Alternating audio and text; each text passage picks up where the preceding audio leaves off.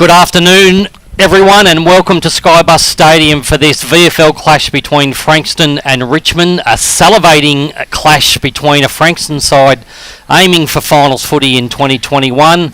As always, I'm joined in the coverage by Jonty Smith. Welcome, Jonty. Yeah, good to be here, Mick. Obviously a really important game for Frankston as they look to consolidate a spot in the top 8. Probably only one game to go for them in the home and away season after this, and for Richmond they'll look to get some good footy into some AFL stars as we watch them run out the likes of Paddy Naish, Thompson Dell. Is he playing possibly? Yeah, so plenty of potential AFL players out there for Richmond. We're missing the dulcet tones of Brendan Rhodes and Ollie Walker-Peel. Both have their fans in their own rights. But joining us in the box today is former Frankston player and the number 40 pick from the 1992 mid-season draft. Please welcome Dan Van Winkle. Great to have you, Dan. Thanks very much, Mick. It's great to be here. What a day here in Frankston it is. There's not a breath of wind, beautiful blue skies, and it's just a shame we don't have spectators here because I can imagine there'll be a very, very nice crowd here today. Certainly worth noting that it is the first day game Frankston have had at home, so very different conditions that we can expect. We're used to the cold, wet, dewy conditions of a Friday night, but we're not going to see that tonight. So it'll be interesting to see how Frankston play it as they run out, led by skipper Josh Newman in his 100th game. A word on his journey so far, Mick? Yeah, it's a wonderful achievement in the modern day VFL. Not too many players reach that 100-game milestone, and our listeners would be aware of what a charismatic and strong leader that Josh Newman's become for this football club. Joining Frankston in 2013, he did go to Williamstown for a season in 2017 when Frankston were out of the competition, and since coming back in 2019 as skipper of the club, he's just been such a great, not just a great player, but he's been a great representative of the club and very strong with building a new culture down here at Frankston. So I know the players respect him highly, as do the coaches and the fans, and so you'd expect to see a strong effort from the players today. But that's just one of the stories, I guess, on what's a pretty significant game, particularly for Frankston. Yeah, absolutely. I suppose if we do go through a few of those key stories and things to look out for today, I suppose the big thing is Richmond's opportunities and avenues to go. You've got Morris Rioli, who's a really good defensive forward. He'll be in the forward line, as will Samson Ryan. So there are a couple of guys that Frankston will have to shut down. Yeah, absolutely. And we'll do a little bit more analysis of potential matchups, because as with most AFL aligned or AFL attached VFL teams, selection is always unsure until we get close to the first bounce. And with the Richmond AFL side in action today, there was 7 or 8 AFL players listed as potential VFL players today, and over the next few minutes we'll get a look at who those actual players are. But there's a high quality AFL players out here on the park, Richmond, and whoever plays is going to present a really stern challenge for the Frankston side. Jonty, I did want to look at the ladder for the VFL at the moment. Sees after yesterday's games, which we'll go through as well, Frankston currently sitting in 7th position with a 6-4 win-loss record. Richmond in 15th position, 3 wins and a draw and 5 losses. They're a much better side, Richmond, than the win-loss shows. When you look at the fixtures that Richmond have had, they've had a much harder draw than Frankston. Frankston have played the Northern Bull Ants, who are on the bottom, or towards the bottom of the ladder. Obviously, we know they're on the rise in the last few weeks. Port Melbourne, the most recent game. Who else have they beaten, Mick? Off the top of my head. Well, we've had the Swans, Northern Bull Ants, Coburg, Aspley, North Melbourne in round 2. So if we do cast our eye to some of the results from yesterday in the VFL, we did see Collingwood, who were 6 wins and 2 losses heading into yesterday, had a loss, and so they remain in 8th position behind Frankston in 7th position. Jonty, I thought Collingwood were Monty to play finals footy this year with their VFL side, but that just throws a little bit of a spanner in the works for them and potentially helps Frankston in their quest for a finals position. Certainly would have expected Collingwood to play finals. We know they were so clean when we watched them play Frankston at the Holden Centre before the lockdown, but yeah, an unfortunate loss for them. Obviously, I suppose the interesting scenario that happened in the VFL yesterday was the Gold Coast Suns versus Southport game, which loomed as an interesting clash. Obviously Southport on top of the ladder, and you would have expected them to perhaps win that one easily, but we know that Joel Jeffrey kicked 9 last week, so he would have posed some problems, but that match didn't end up being completed. No, and anyone who was tuning into that game, it was quite a strange situation to see the siren go at about the 12-minute mark of the first quarter. We see the Frankston coaches have made their way up to the coaches box, so we're approximately 7 minutes from kickoff. Dan, we've been looking at the Richmond players out on the ground. What have you managed to see in terms of who's playing? Well, I can let you know that Paddy Naish is playing, Riley Collier-Dawkins is playing. I don't see Thompson Dow or Josh Caddy out there for Richmond fans. Samson Ryan's playing, Will Martin's playing, Noah Cumberland is playing, Derek Egmalesi-Smith, Hugo Rell-Smith, Biggie Newman and Morris Rioli are all playing. And is it probably a good time to address the elephant in the room, Mick? Well, we'll hand over to Jonty for that one. to. Obviously, we've followed your cousin Hugo closely over the last couple of years. Jonty, it must be a different experience for you watching and commentating on one of his games. Yeah, it certainly is different. Obviously, I've been to a few of his games throughout the season, but from a spectator and a cousin point of view rather than from a need-to-be impartial commentator's point of view. But yeah, he'll look to get some good form under his belt. Played 3 AFL games earlier in the year, plus was medical sub for their match against West Coast. As a sort of half-forward wingman, and played a couple of matches in the VFL before lockdown. But yeah, he'll look to hopefully get forward and hit the scoreboard and have an influence with his run and dash on the outside. Derek Egmalesi-Smith, another one to keep an eye on off half-back. He's really solid in the VFL, probably not as highly touted as some of the other guys like Paddy Naish who get 30, 35 every week, but he's a really solid ball user as well that I'm looking forward to watching. And one player we didn't mention who's not playing for Richmond today is Benjamin Miller, or Ben Miller. He's been an emergency at AFL level. I really like him as a tall key defender, and that might make things a little bit easier for the Frankston forwards today. Jonty, probably worth us talking a little bit about the preparation for both these sides coming in. Richmond, their AFL players having the luxury or the privilege of having trained over the last 2 or 3 weeks versus Frankston being in lockdown 5.0 and really only having the 2 training sessions before this game. Yeah, we know Richmond's AFL listed guys have been in the AFL bubble, so they've been able to get a lot more sort of intense training under their belt in the last 2 to 3 weeks. Obviously the VFL guys not so, and likewise for Frankston, so it'll be interesting to see how Frankston start. I know you always say a strong start's necessary, but particularly in this game to show that they're here for the fight and they're not going to get overrun by perhaps a more well-drilled, or certainly in the last couple of weeks, a more well-trained Richmond team. Yeah, and I think the first things first, and you mentioned a little bit in the opening, Jonty, that Frankston have made a significant structural change to their team over the last half of the season, so to speak, given they've played so many night games down here in those dewy conditions. We talk about the Buzz Brothers, the Mosquito Fleet, or whatever name they're calling themselves this week, but they've generally gone with a one tall forward surrounded by guys like Bailey Lambert and Josh Begley, who both pose threats in the air, but then surround them with 3 of the small forwards, with the forward pressure being almost a signature of Frankston's play over the last 3 or 4 weeks. And that will be interesting to see how they adapt in the dry conditions today. It'll be interesting to see how that structure holds up. And Richmond would also pride themselves on their forward pressure. We know Morris Rioli, how good his tackling and corralling is inside 50, and the work he does without the ball, it probably surpasses what anyone else does in this Richmond VFL lineup. So it'll be interesting to see if they're able to close him down, Frankston, and also Matthew Bartlett out of Blackburn, another defensive pressure forward. But we've just seen the toss of the coin in Josh Newman's 100th game. He won the toss. Frankston will be kicking to the Cars Street end of the ground in this first quarter. That's the left of the screen, and Stephen Morris' side to the beach end. So Josh Newman has got the slight breeze, his man. Dan, any final thoughts? We're about 2.5 minutes from the first bounce. I'm really interested to see how Noah Cumberland goes today, guys. 5 goals last week. Which Frankston player do you think might take him? Well, I think that there's probably a few options there. I think Max Williams is going to take the key forward. I think Lockie Street's going to start in the ruck. Samson Ryan will go forward, and Max Williams will probably get him.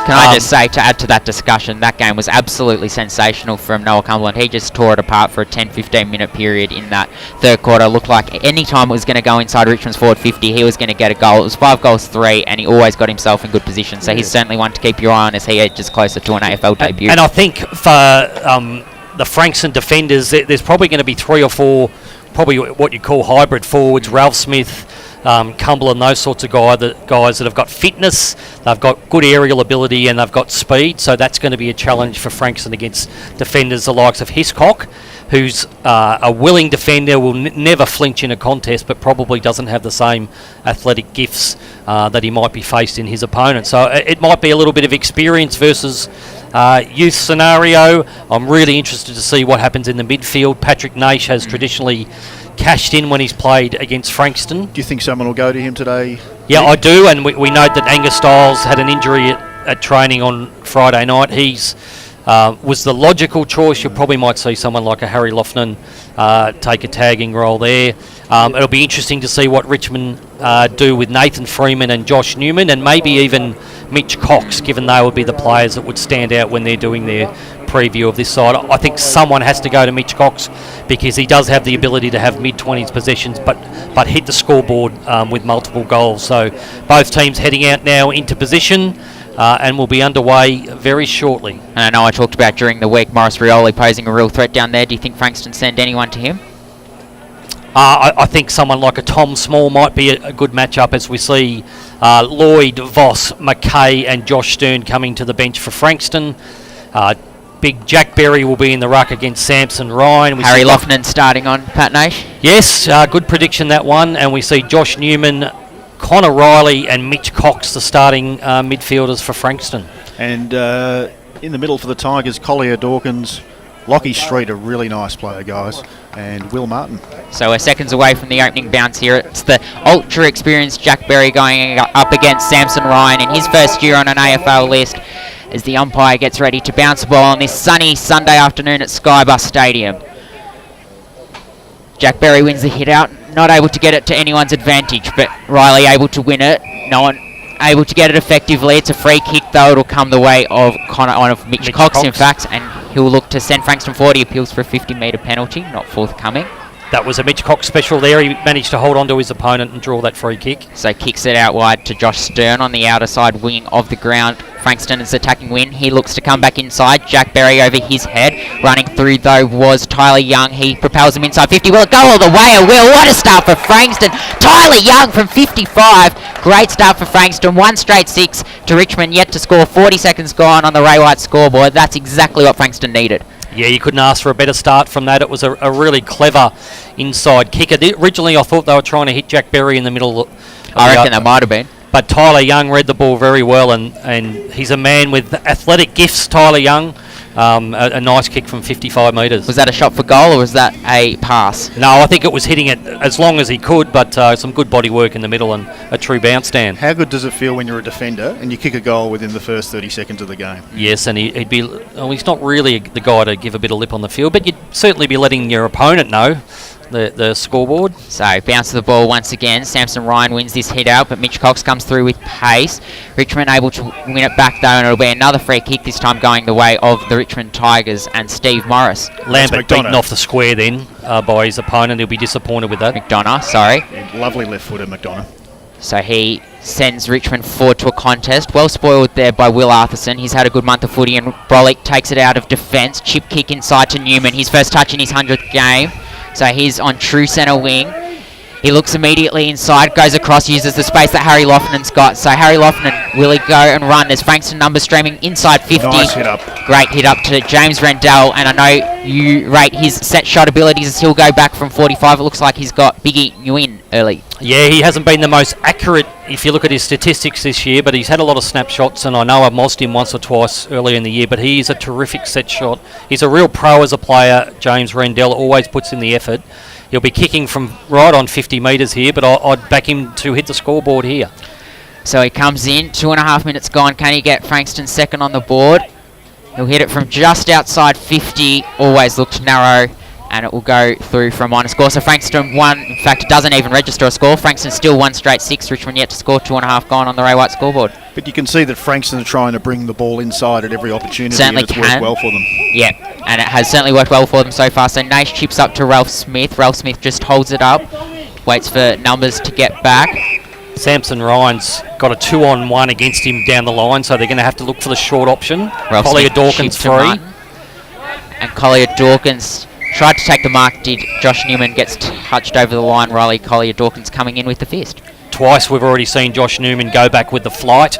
To one, he took a mark, but you can never question his courage. That's what I was going to say. It embodies his courage over 100 games of VFL footy. Collier-Dawkins free at this stoppage. They should use him here. So Berry and Ryan, once again. Ryan wins the tap out. Cox wins the clearance, unable to get it cleanly to Cox. Collier-Dawkins comes away with it, uses the space of the ground. It gets to Bailey Henton. It gets to Matthew Bartlett, the small forward out of Blackburn. Chopping the arms. Free kick. Do anything useful. Cumberland is able to win a free kick. He kicked 5 goals against Collingwood, as we touched on in the pre-game. Edging close to a VFL debut as that gets to McDonough. So McDonough stops and props, assesses his options.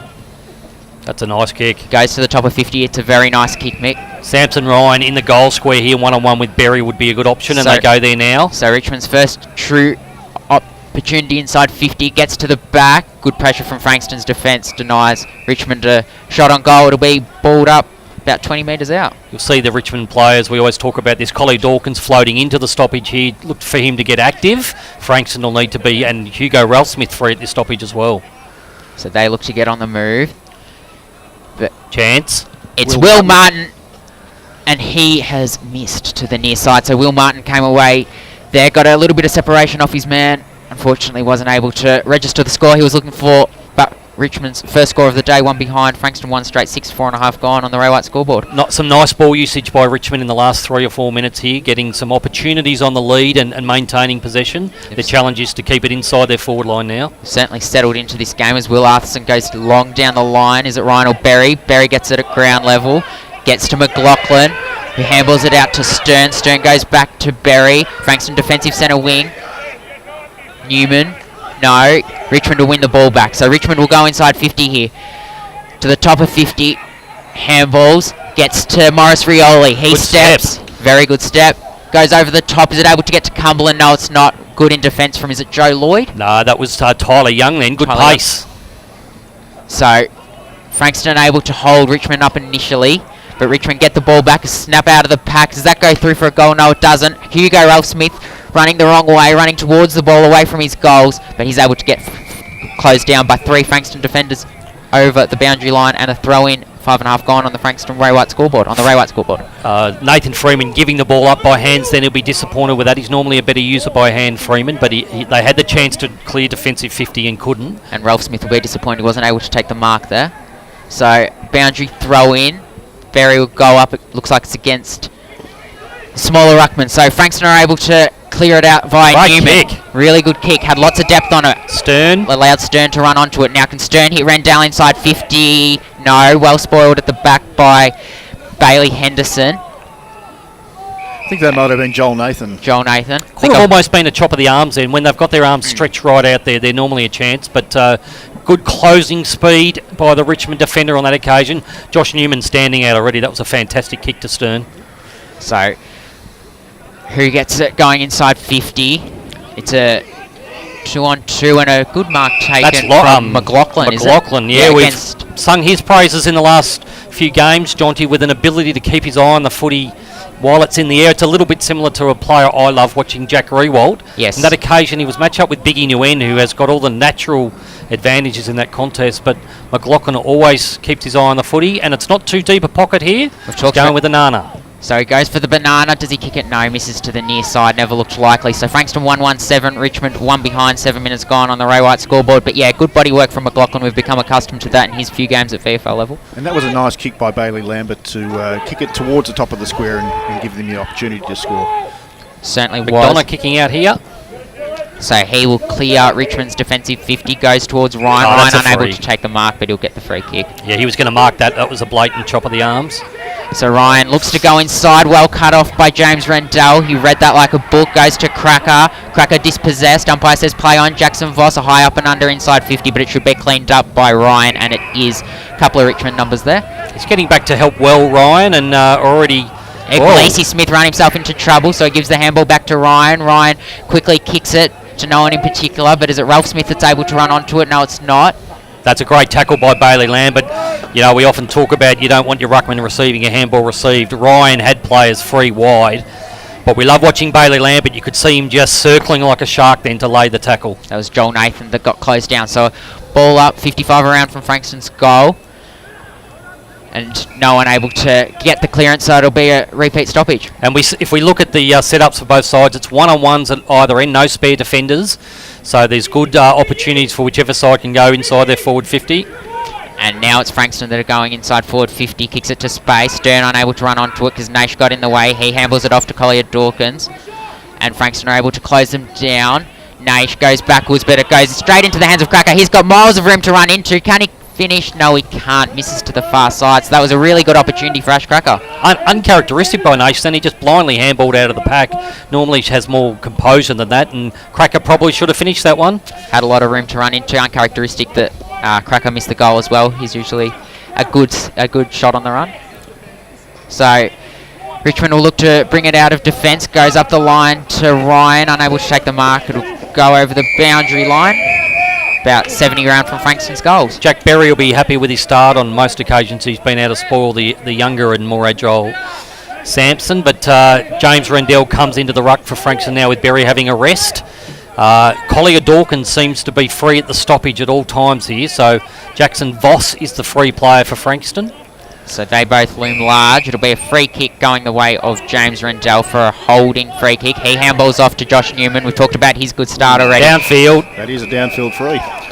So that's against Morris Rioli Jr. Newman loves those situations. He's not going to be fussed by being dumped after the kick. Rioli is an aggressive small forward. You could see that coming a mile away. Newman was always going to get the kick away. He took the contact, and Brodie McLaughlin now with a shot from about 25 to 30 metres out, almost directly in front. And not a lot of people would work harder at Frankston on their set shot goal kicking than Brodie McLaughlin. So he's already missed one today. Can he kick Frankston's second? 30-metre shot, comes in, leans back on it just a little bit. Commentator's curse again from you, Jonty. Misses it to the far side. So Frankston have had their opportunities early, unable to convert. They want to start doing that. They're 1-4-10, Richmond 1 behind. Yeah, they've had probably the dominance in the play, except for, aside for 2 or 3 minutes. They've got to make the most of these opportunities. That's a terrible handball. Yeah, so Frankston will go back inside 50 via Lambert Cox should handball. get this. Oh no, he's called that out of bounds. So that was unlucky because Frankston had some numbers going back towards goal there, including Mentha. But fortuitous for Richmond. So going up in the ruck, it'll be Rendell against Lockie Street. We've seen him in the ruck a few times, the Frankston YCW product over the last few weeks for Richmond. He's strong body he's got, as you see there. So Richmond able to get it outside defensive 50 initially. Good tackle applied by Morris Rioli. Adjudicating umpire was stuck behind a Richmond player. There should have been a free kick to Jack Mentha there, but nonetheless still a opportunity 65 metres out from goal.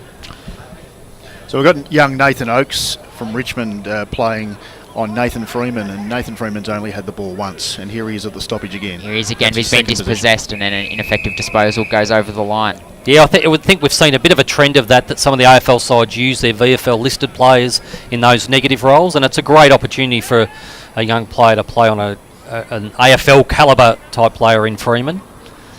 So 65 metres around from Frankston's goals, boundary throw in, Rendell wins the tap out, gets to Jackson Voss, a good handball, good vision, tries to get it to Mentha, doesn't quite get to him, but Cox will run onto it. He goes, but Big Nguyen had front position on Brodie McLaughlin, so he takes the mark. Really interesting how they're setting up at stoppages here. Collier Dawkins for Richmond is getting free. Normally both sides play a wingman on the defensive side, but you wouldn't want to leave Collier Dawkins free too much today as he gets the ball. Really attacking kick there from Newman. He goes to Collier Dawkins, who goes through the middle of the ground. So Richmond will go inside 50, but Will Arthurson should take the mark. He's got front position, unable to. Well spoiled by the Richmond forward. Good handball. Ralph Smith steps, goes around. Hugo Ralph Smith. Oh, yes, Hugo Ralph Smith. Hugo's got his first, and Richmond have got their first. So Richmond 1-1-7, Frankston 1-3-9 on the Ray White scoreboard. An unlucky bounce for the Frankston defender, but Hugo making the most of his opportunity.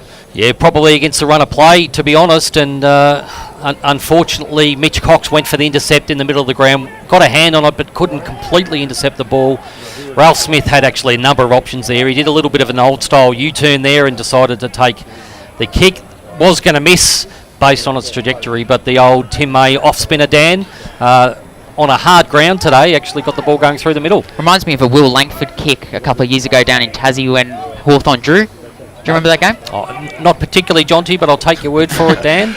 I think he was a bit lucky there, young Hugo, because he did have a few options and he probably could have given the hands. Certainly was, but a goal nonetheless. So Barry wins the hit out, but good out of the centre there from Richmond. That was a really good piece of play, and it will be taken in forward 50 by Will Martin, Jack Scanlon. Beautiful kick. They've actually gone the short pass here, which should be spoilt. Is still a really good piece of play out of the centre though for Richmond. Now they're at the top of the goal square. Are they able to get Chance the goal? again. So it's in the contest. There you go. Quick That's kick, a soft goal. goal. Yep. They're Frankston calling needed it to be touch, better but they there. won't go to the review on that one. That's a goal. That was Cumberland, was it, Jonty? Looks like Cumberland from here, yep. Yeah. So 2 quick goals for Richmond immediately punishes Frankston for their inability to convert opportunities on the scoreboard. Dan. And that all started from a great stoppage. Will Martin, a lovely kick to the young fella from Gisborne, the tall Jack Scanlon, and in the end, Noah Cumberland, the opportunist. That's one for Noah. Yeah, Frankston will be really disappointed with that centre clearance. Freeman was sort of sucked in under the contest there, and the dangerous space is always the positive side, the forward side of the stoppage. They need to get their positioning right. And Josh Newman, as I look out there now, has gone more to that defensive sweeper role. He'll be a little bit more conservative there, but that was just too easy for Richmond. So Rendell and Ryan in the ruck. Umpire bounces the ball. Rendell wins the hit out. Goes to Richmond though. So Richmond able to advance it forward. Free kick go pushing it in the back the way of Richmond, and they'll be able to advance inside 50 via Lowton. Martin again with the ball. He's been prominent early, Will Martin. It's a nice kick. He is a nice kick. That right boot Ralph goes Smith. to Ralph Smith on the lead, unable to take the mark. A free kick, no. So Richmond still got a chance. They set it up to the top of the square. Can they bring it to ground? Yes, they can, but the attacker fell over. So can Frankston mop He's going up? to pay or that. Josh Richmond- Newman caught in the tackle. He'll claim that he got a small boot on it, but unfortunately for Frankston, then Newman got possession. They all fanned thinking that he was going to get a free handball. They probably needed a third man in to smother him up in the tackle almost, which you see sometimes, but Newman was forced to try and get ball to boot, or boot to ball, and Cumberland, who was spoken about a lot already, he gets another opportunity. It was Richmond's defensive pressure that got them the goal there. So Noah Cumberland 20 out, not much of an angle, and he kicks truly. And now Richmond are out to a 3-1-19 to 1-3-9 lead. 15.5 gone on the Ray White scoreboard. And Samson Ryan should really take some credit there, because that kick back into the centre gave Richmond the opportunity to score again. Yeah, he's shown himself to be quite proficient at ground level already. He's been picking up possessions in defensive 50. We've seen him now go forward 50. And the goal prior to this one, he was directly responsible for that with a elite clearance out of the middle. Richmond again were able to get out the front of the stoppage at that last centre bounce. And so at 4 shots on goal each, Richmond are out to a nice lead with maybe 3 or 4 minutes of dominance. I think they'd be disappointed, Frankston. They've had most of the play, and it's just the last 5 minutes that Richmond have made the most of their opportunities. So now it's Samson Ryan and Jack Berry in the ruck. So Frankston will want to win this centre clearance. Richmond have gone inside 50 from the last 2 centre clearances. No one able to win the effective hit out. Stays in the pack. Riley Collier-Dawkins gets a handball to Will Martin. Back to Collier-Dawkins. Goes over his head to Naish. And Naish has good vision. And he goes out wide to Dylan Cook. So Cook just stops. Assesses his options. Goes short. Chip kick to Derek Egmalisi Smith. Got it on the half volley. He had to handball to well done. Collier-Dawkins, who was under Brilliant pressure. arms. Back to Cook. Cook handballs over the top. Now Richmond have got a chance to go inside 50. Morris Rioli tries to evade the tackle. He's able to. Low darting kick to the top of 50. Richmond have got the numbers. Numbers they everywhere. should be able to hit up a target, and they do. Hugo Ralph Smith presented 25 out directly in front. He'll have a chance to go back and kick Richmond's 4th and his 2nd. Really disappointing for Nathan Freeman. Then Morris Rioli was able to shrug his tackle, and once that happened, Richmond had numbers galore. It was a 3 or 4 on 1 on the far forward flank, and eventually able to get a clean possession. And Ralph Smith got separation on the lead, and he was never going to miss that one. So Ralph Smith looking for Richmond's 4th and his 2nd of the day. He comes in and kicks it straight through the middle. Exactly what Richmond wanted there. 4-1-25. Frankston 1-3-9. Hugo's got 2. Cumberland's got 2. And Frankston have got 1. 17.5 gone on the Ray White scoreboard. And good to see you calling him Hugo, Jonty. I know, I probably heard... want to call him Ralph Smith, otherwise I'll start calling out my family members as well. No, we're just kidding. I heard you call him Ralph Smith a couple of times, and it's hard to get accustomed to using the surname instead of the first name, but I will. It's not unlike when my dad taught me in primary school, Jonty, and I once called him Dad in class, and that was pretty embarrassing. So But that's aside from in all seriousness, Frankston have got to find a way to stem this flow here. Yep. Those last 3 goals have come in quick time and almost without a possession by Frankston. I'm trying to think of who's had their hands on the ball. They need to get at least a secondary stoppage here at worst. Collier Dawkins did some really good work at ground level before to get the ball going forward. So it's Barry and Ryan. No one able to Out get the again. immediate clearance, but Naish goes to Collier Dawkins. He goes out wide. Handball back. Frankston still unable to get their hands on the ball. Richmond go inside 50. Now Brolick should take the mark and try and get some control back in this game for Frankston. He's a good ball user, so he'll find a target. And he does in Newman. Newman Ooh. gets smothered. Here's a chance. So now some pressure for Frankston. Now another chance for Richmond. Frankston defender tackled. Should be a Richmond numbers stoppage. everywhere. It will be a stoppage at 40 out. Jonty, I think what we're starting to, we may be able to call it, Frankston are very rusty here, particularly with their defending running patterns. We wonder whether the lockdowns had an impact. We certainly do, as Brolick able to get it out of there and clear the immediate danger with a high up and under, but Richmond should be able to bring it back in. They've got the numbers at ground level, so they'll look to mop up, and they'll be able to. So 35 out from Richmond's goal. Can someone take the mark? Yes, they can, but it's a Frankston defender in Jack Berry. Yeah, disappointingly, another missed tackle from Frankston there. They've got to stick their tackles, or they're going to get punished in this first quarter. So now he moved it laterally to Nathan Freeman. Nathan Freeman goes short to Jack Berry again, who takes it on his chest. We see this with Frankston, don't have many options to go long down the line here, so they're going to have to find lateral targets as they do as Mentha finds the ball. Yeah, good vision from Same again, Berry. Samson Ryan set up behind the ball here, so they're going to have to continue, and they've found the free through the middle. Yep, Cox might be an option. Yep, so Arthurson to Newman, and now they've got it to the outer side wing. Now they've got some run. Are they able to get some inside 50? Yes, they are. Stern. So Stern, your favourite player, Mick, he goes Good inside kick. 50. Nice. Great kick. Brody McLaughlin. So he's had 2 shots already, and he'll hope to convert his third. This is the easiest of the lot, 30 out directly in front.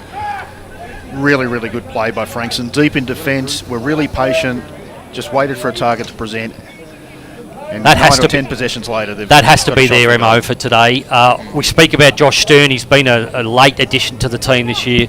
He's very unselfish. He's not the quickest small forward, but he's got some tricks about him, and McLaughlin lines up here. I'm having trouble with the stats on the VFL app, so we'll give you an update soon on the leading stats winners. So Brody McLaughlin comes in, and he that's 3 misses behinds. to the near side, so he sways it to the left of screen. So that's really disappointing for Brody McLaughlin. He's kicked 3 behinds. Frankston have kicked 4. So 1-4-10 to 4-1-25, 21 gone in the first quarter. Frankston have pushed up a little bit in a zone here, so they'll need to defend this first kick in. Egmalesi Smith will look for Morris.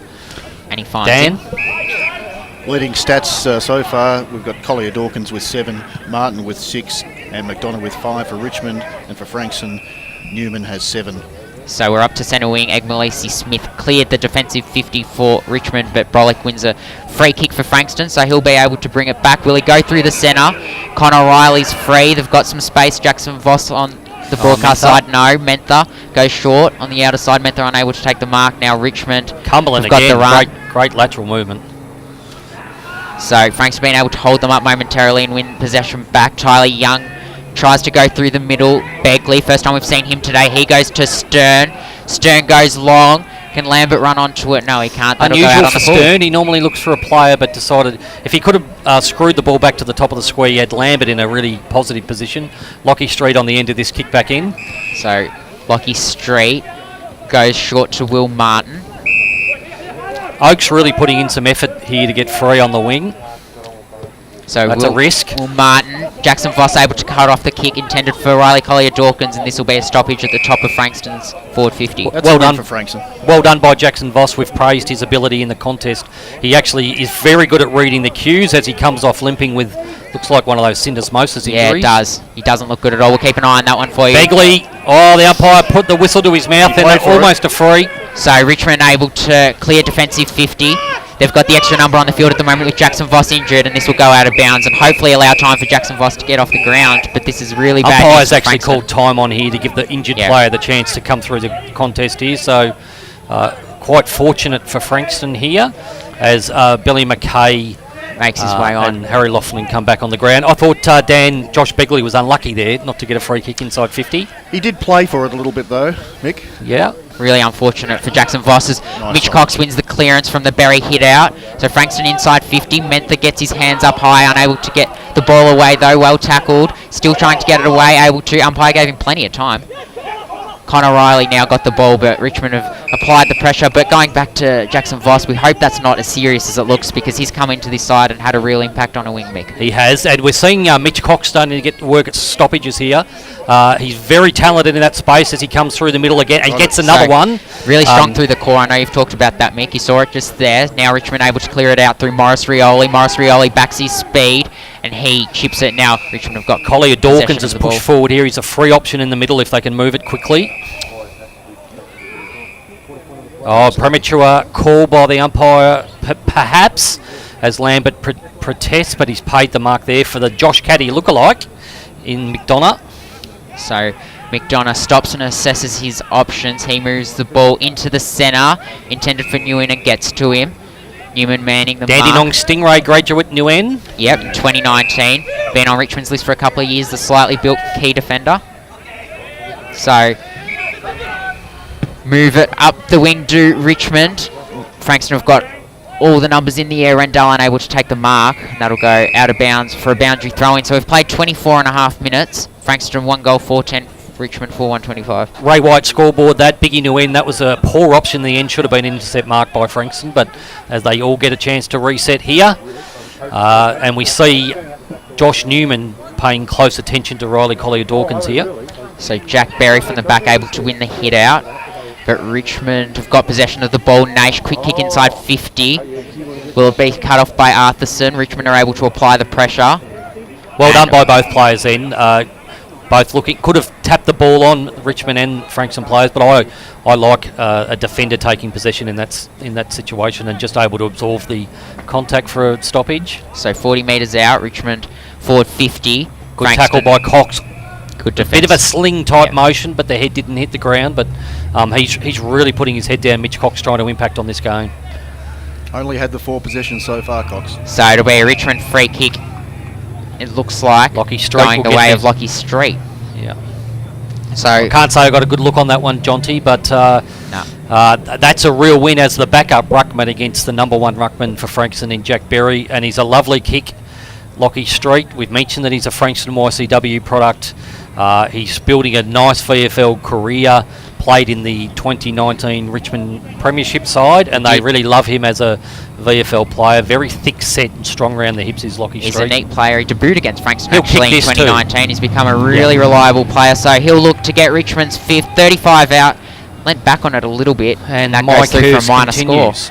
So we talk about his neat skills, wasn't able to show them there. So 4-2-26 Richmond, 1-4-10 Frankston. Ray White scoreboard 26.5 gone. Yeah, there are a tale of two teams here that are, Richmond's 16-point lead could have probably been a little bit further in front, but at the same time, if McLaughlin had have converted his opportunities, this game could be nice and tight. Will Arthurson taking the kick out here. Frankston generally go long, and it'll be long to Rendell and Berry. So Frankston able to take the mark. No, they're not, but Freeman's loose. He gets the ball, handballs it, but it's intercepted by the Richmond player in Dylan Cook. And you see at the kick out, you saw Max Williams go to Samson Ryan then and put body on them. Effectively, it's just a block so that the 2 big Frankston players get a chance at it. They probably should have taken that mark again, but we're back in this situation where Richmond have been able to win stoppages across their half-forward line. So Rendell and Ryan in the ruck. And again, Newman ends up with the ball. Quick kick into the centre of the ground. That's very dangerous. Richmond will get possession. They'll go inside 50. Nice kick by Bartlett. Yeah, well hit up the small forward out of Blackburn, but that's a poor kick inside 50. Billy just McKay. needed to be a bit more patient than he telegraphed that kick, and Frankston have got numbers on the outer side. So Freeman. Newman going for the 1-2, and he gets it. Goes to Riley. Riley strong through the hips. You saw it there. Should kick. Unrushed. Eventually he is rushed. Quick kick up the line. Can McLaughlin impact here? He gets it to ground level. Lambert at ground level. Cook's got the ball now. Cracker. Free over the top if they can get it here, Frankston. So they are able to get it, but they're able to get it over the boundary line are Richmond, courtesy of Joel Nathan. Really poor attempt to tackle by Ignalesi Smith there. It's probably the thing that holds him back at AFL level. Again, Brodie McLaughlin, the ability to keep his eyes on the ball and adjust mid-flight, got a spoil in a 2-on-1 against them. Well done. Very important. Lambert Given rucking here. Frankston an opportunity inside 50. So Mentha's got the ball, but he's been well tackled. And it will be a stoppage 40 round from Frankston's goal. Can they snare away one? Rendell coming in now to take the forward 50 stoppage. That leaves the loose man, or it takes up the loose man Frankston had. So Samson Ryan wins the hit out. Still in the congestion. Paddy Good. Naish gets his hands on the ball. Well tackled and dispossessed by Lambert. He got possession of the ball. That was like a one-on-one steal in the NRL. I was going to say that, Jonty. Yeah, that was very good. He's been quiet, Lambert, but obviously the quality of ball going inside 50 hasn't been to his advantage. Hopefully Frankston get to quarter time with no more damage and they can sort of get some rust out of their game going into the next quarter. So Nathan Freeman runs away from his goals towards the ball. He's happy to see it out of bounds with Morris Rioli applying the pressure. So 65 round from Frankston's goal, 29 minutes gone on the Ray White scoreboard. Really love watching Morris Rioli Jr. He'll play AFL. If Richmond fall out of contention for the finals, I think he'll play AFL this year, but he's definitely going to play senior footy next year. We know Richmond are playing Freo in the AFL today. Rendell and Ryan in the ruck. Right on Rioli, cue. right on cue. Yep, got the handball. Now Richmond send it inside 50. Forced to run onto it, the Too Richmond strong. forward. Street. That's Lockie Street. He centres it to Will Martin, unable to get to him. Paddy Nash tried to run through, only put the one hand out, didn't stick. So now Joe Lloyd will try to clear it. Max Williams helps him out, and Connor Riley goes up to centre wing. Good contest from Brodie McLaughlin. We've talked about that a number of times. Cracker at ground level. Bailey Lambert, so he's taking the mark. Needs to get up quickly, needs to get it to Mentha. No, they've got numbers back now. He'll take his time and hit the inside kick here. Good. And that's Beckley. If he can shift it to the other side, they've got Mackay free. He'll get the miss kick here. It's a Left miss foot up. kick, so Mackay handballs to Newman. 52 out. Under pressure, well smothered by Rioli. Brolick. Handball to Freeman. Play on to young Cracker. son. Now Cracker, 50 out. Chip kick, Stern. 40 out. Slide angle. He'll have a set shot. Close to the siren, 30 and a half gone. Really interesting that Richmond are letting Nathan Freeman run free in this last 5 or 10 minutes. He's now up to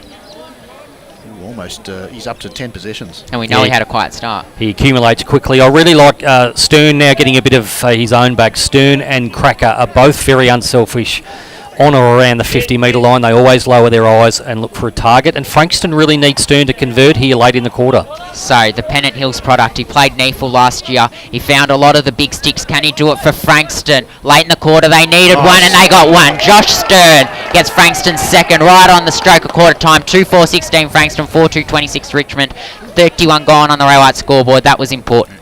Yeah, we often talk about a side needing scoreboard nourishment. Jonty and Frankston have had gilt-edged opportunities, particularly McLaughlin. We can't be too critical of him because he's presenting and getting the ball, but it's getting to a point where if they kept missing, the pressure would build. And now at 6 scoring shots apiece, Frankston have a chance to go into quarter time less than 2 goals down. I can't imagine there's much more time left in this quarter. No, so 6 goals kicked, 31 and a half gone. And we see again, Dan, you mentioned Freeman giving a free rein on the wing here, and we did have him matched up with Oakes earlier. We have Dylan Cook next to him, but it looks like a traditional I go my way, you go your way wing roll. That's the way Richmond tend to play though, Mick, don't they? They back their system in. And Paddy Nash had a chance to win the clearance then. I was going to say, good reason to back the great system movement. in. So Richmond win the centre clearance. It's a little bit clumsy, but they've got it to the top of their forward 50. The quick kick in. Goes over the top of the contest at ground level. Free kick out for Richmond. Soft free kick, it was there. But again, we see from the centre bounce, Richmond are able to surge forward. That's what Frankston have got to shut down in the second quarter. They've got 3 goals out of it, potentially 4 now from that centre clearance. And Paddy Nash has had 2 opportunities to run through the front of the stoppage. He's gone one-handed on both occasions, and in many ways, Frankston are lucky he hasn't been cleaner with his ball handling. And as the siren goes, and we have young Jack Scanlon with the opportunity to negate that late Josh Stern goal and put Richmond in front by 16 points at quarter time. And a simple shot, Jonty. This No will be win a today. real disappointment. 40 metres out, he comes in, he should kick it. He And does kick it. And No, he's missed it. We went too early. That drifted late. So, good news for Frankston. 4-3-27 Richmond. They weren't able to get that late goal. 2-4-16 at quarter time. So, 11 points the margin. We'll go to a quick break. Well, we know we're going to stay on air. So, what did you make of that first quarter, Mick? We talked about Frankston had a lot of opportunities, particularly Brady McLaughlin weren't able to convert, but Richmond equally could be further in front. yes, we've touched on it enough, but I thought Frankston were a little bit too easy to play against in that first quarter, particularly out of centre bounce. And it seems like they got their balance between trying to get clean stoppage versus having a strong defensive presence. They got that a bit wrong. I was a little bit disappointed by the number of missed tackles for Frankston that quarter. I found at times that Richmond had multiple free players forward of the centre half of the ground, and they're things that are probably uncharacteristic for Frankston. So I do wonder, Dan, whether they're a little bit rusty coming off just the 2 training sessions in 3.5 weeks. Richmond started slowly, but once they got the ball moving, they've got players with good foot skills. They looked impressive. Well, in that first 10 minutes, Mick, I think Frankston had 4 shots on goal to 1, and it looked like how far Frankston in the first quarter. And then once Richmond got that first opportunity, they kicked 3 or 4 goals in very short period of time, led by their midfield. Riley Collier-Dawkins in particular was prominent. Tell us, Dan and Mick, how do Frankston get the ascendancy in the contested ball, particularly in the centre clearance, because Richmond have been so impactful there? Well, I think that what they've got to identify first up is they're playing against a talented midfield group. Collier-Dawkins is AFL quality. He'll have a long AFL career. Dan, I've really liked the way that Will Martin's gone about it. He's had a couple of centre clearances. Both players fight hard for the ball at ground level, and they're not the players that just jump on it. On a couple of occasions, they've won the ball in a scrimmage and got up on their feet and got a clear possession. We know that he's willing to be defensively accountable. Will Martin, not Will Arthurson, Will Martin, and he's had a couple of AFL games, but his best work has certainly come at VFL level. I think we are going to go to an ad break now, so we'll hear from our sponsors, a word from our sponsors, and then we'll come back with the second quarter on the other side.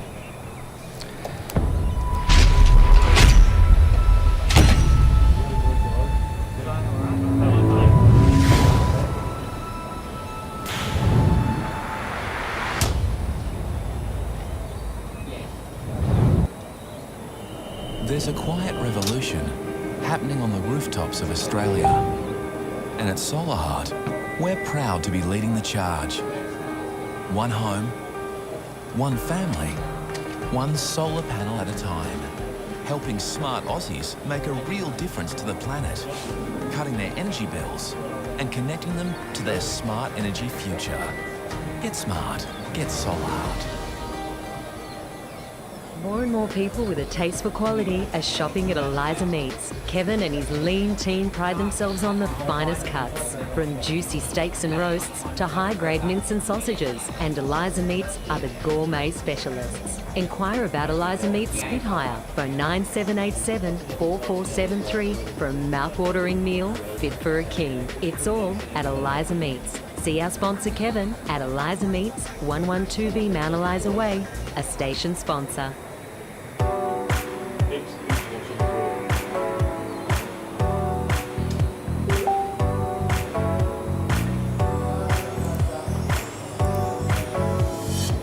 Do you have TV antenna or reception issues? Need to wall mount your TV or want extra TV or data points? Then talk to TV Magic, Frankston and the Peninsula. TV Magic are your local TV and antenna specialists. We look after everything: TV, home theatre, satellite, plus all electrical work. Visit us at tvmagic.com.au or contact Clint for a free quote on 0484 395 555. TV Magic.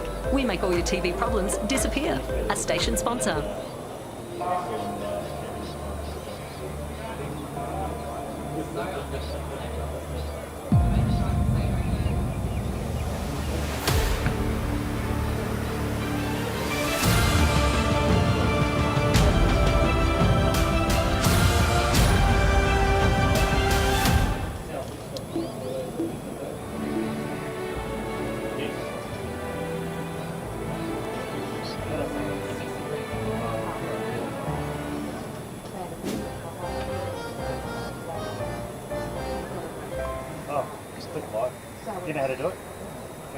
Brighton Auto is your Bayside and Peninsula automotive one-stop shop. This all-in-one award-winning Mitsubishi, MG and SsangYong dealership is also offering Holden certified parts and service.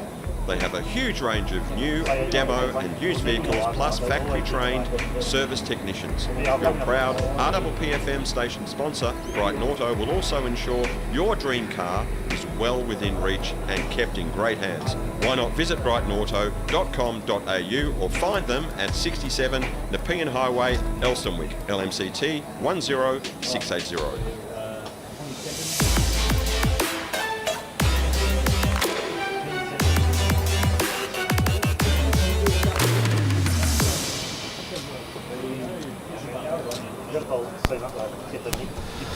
Welcome back to Skybus Stadium for this Frankston versus Richmond game. Richmond going into the first break with an 11-point lead.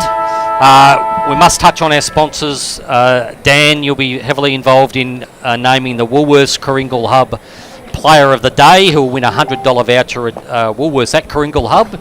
Make sure you get down there. The new food court's open. The fresh food section has opened up inside Coringal Hub. Guys, thoughts on better players in the first quarter? From a Frankston perspective, Nathan Freeman, once he was able to get his hands on the ball, Josh Newman early. From a Richmond perspective, I thought Will Martin had a big impact, and Paddy Naish also, we're used to him accumulating, and he did that as usual. Dan? I think the guy I touched on before the game, young Cumberland, dangerous player, only 6 foot, but he's agile, he's strong, he keeps his feet. He's someone that Frankston have really got to watch out for today. I think Samson Ryan looms large over this game. He's had a strong impact in the first quarter. We've mentioned the Ray White scoreboard. TV Magic, also a sponsor of us. And a sponsor for today, Jonty, is salhicks.com, salhicks.com for all your eventing and videography needs. Head to that website. We did have a good look at the Frankston huddle in front of us. Coach Danny Ryan wasn't too animated, but I'm sure there was a strong message being passed on to the team, Dan. I don't think he needs to be too concerned. They just need to clean up a few things, take their opportunities a little bit more, and not have those 5-minute lapses. And we see Paddy Naish playing on Nathan Freeman. Those two know each other well. I know Paddy Naish has a podcast, Pat's Chat, and Nathan Freeman's been a guest on that before. Anyway, that's a story for another time as the second quarter gets underway. Nathan Freeman and Patrick Naish on the wings. Jack Berry wins the hit out. But good Richmond speed. Will go forward immediately. Will Martin tackled by Connor Riley. Will Mackay kicks it forward. Lambert unable to take the mark, goes over his head. Eric Malisi-Smith closed down. Really good pressure from Ash Cracker getting up the ground, and he'll give Frankston the first opportunity to go inside. He handballs to Tom Small. Tom Small kicks forward towards the direction of Mentha. Is it Mentha that takes the mark? No, it's... Is that Voss? It's Jackson Voss. That's really good news. He's back on the ground after an injury concern in the first quarter. Billy Mackay's got the ball at the top of 50. Josh Newman progresses it forward, but it's only Samson Ryan. Strange one earlier for Meg Malesi-Smith. It looked like he lost all awareness in the middle of the ground, Dan. Yeah, played on when he didn't need to. And another one again, there. Yep, so Richmond played on when they didn't need to, again in defensive 50, and it'll be a throw-in 20 round from Frankston's goal. They'll get a stoppage. They'd be happy with keeping the ball inside their forward 50, and we always say Mentha and Newman are the guys that are likely to get active at this stoppage. So watch Newman against Collier Dawkins is matched up, and he's on the move already. So Rendell wins the hit out. Lambert got it. His kick was smothered though. Richmond able to clear the immediate danger. Berry down the line, gets it to ground level, gets it to Arthurson. Arthurson handballs. It's a throw called from Berry, and probably fair enough as well. Just holding the ball up here, looking for an inside option. So Matthew Bartlett, we know he's a good small forward out of the EFL. He goes laterally to Malisi-Smith, who goes to the outer side. Biggie Newman has pressure applied, is dispossessed. Free. Now it's Newman. He shrugs the tackle from Malisi-Smith and kicks it forward. Lambert, can he run onto it, or will Newman get there first? It's a 1-on-2. Bump applied from Newman. Now it's a scrimmage at the top of the square. Richmond able to clear it, and Jackson Voss competing the 1-on-1. Unable to take the mark, but gets it to ground level, and this should be a stoppage. But really good to see Jackson Voss back out there. I thought that might have been a serious injury to him in the first quarter. I actually think he marked that, but the umpire was blindsided. It sort of landed in his lap the second time, but... Who are we to say we're 150 metres away? Yes, that's right. So Josh Newman wins the clearance but loses his footing. Oh, it's he terribly handballs. wet over there, isn't it, Jonty? Yeah, it certainly looks that way. So Jack Mentha goes inside 50 now for Frankston, and mark unable to be taken. And that'll be a throw-in. So 35 out from Frankston's goal. 2.5 gone. Grey White scoreboard. They've had a few nearly moments, the Frankston Tools, haven't they? Rendell nearly marked it. Berry's nearly marked it, and they just haven't quite held their marks. I would have actually paid that mark. I thought he held it long enough, and it was Jackson Voss with his third inside 50 actually before, so he's... So Ryan wins the hit out. No one able to get an effective clearance initially, but the umpire lets it play. Oh, But Like if this- he's going to ball it up eventually. he planted the feet, which we Certainly always think is did. a giveaway. And now have we got a... Bailey Lambert. Yeah, Bailey Lambert doesn't look good at all. We know he's had some calf troubles in his first half of this VFL campaign. holding his ankle, is Yeah. he? And he he's looks in a writhing on the lot ground. of grimace. Yeah. This could be bad news for Frankston. We know he's a real ball of energy inside 50 and applies a lot of defensive pressure. The Frankston players are calling everyone up in a huddle here, so I dare say, and we hope it's not, but I dare say it's a serious injury because all players pointed to the umpire straight away. They often have good awareness when there's a serious injury. He's moving his legs, Bailey Lambert. We're probably going to have a bit of a delay as he's sitting on the ground right where the stoppage would be, so they'll take all precautions as they do and give him and the trainers time to assess him and move him out of the area. Yep, so really unfortunate news. We know he's a good Dolphin, as Danny Ryan would say. He's come in as a new recruit last year. He's played 5 or 6 games this year, and Frankston are always a better side when he's in the lineup. He's able to convert his opportunities and get Frankston repeat inside 50s with his pressure that he applies down. I also look and see that Jackson Voss is still a little bit ginger over there, so you don't want 2 players going down early into the second quarter. I suppose the good news is that he is coming off with the trainers and he doesn't have to have the stretcher, but it still doesn't look like good news. We hope it's nothing too serious for Bailey Lambert. He looks in a lot of pain. So Yeah, he does. He can't put any Yeah. pressure on that at all. So we've just got a little halting play, an injury to Bailey Lambert. Almost 5 minutes played on the Ray White scoreboard. Umpire about to start the game again. Lambert's still making his way off the ground. Yeah, but he's out of the immediate area of the play. So Richmond win this clearance. Do they? Yes, via a free kick. High free kick given by the umpire there. It's Garrett McDonough again. There's been, I would think, one aspect at quarter time they would have looked at is trying to prevent these easy outs, as there's a 50-metre penalty here. Yeah. So it puts Richmond into an attacking position here. And there's spares on the near side. Yep, so Richmond up to the centre circle. They go inside 50, but Joe Lloyd's got front position. Or is it Liam Hiscock? It was Liam Hiscock.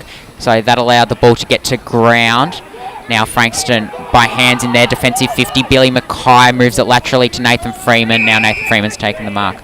He'll look to bite a kick off here, Freeman, because there's no options down the line. Begley's the logical option for him, but he loves trying to pinpoint. So Nathan Freeman tries to get it to Newman.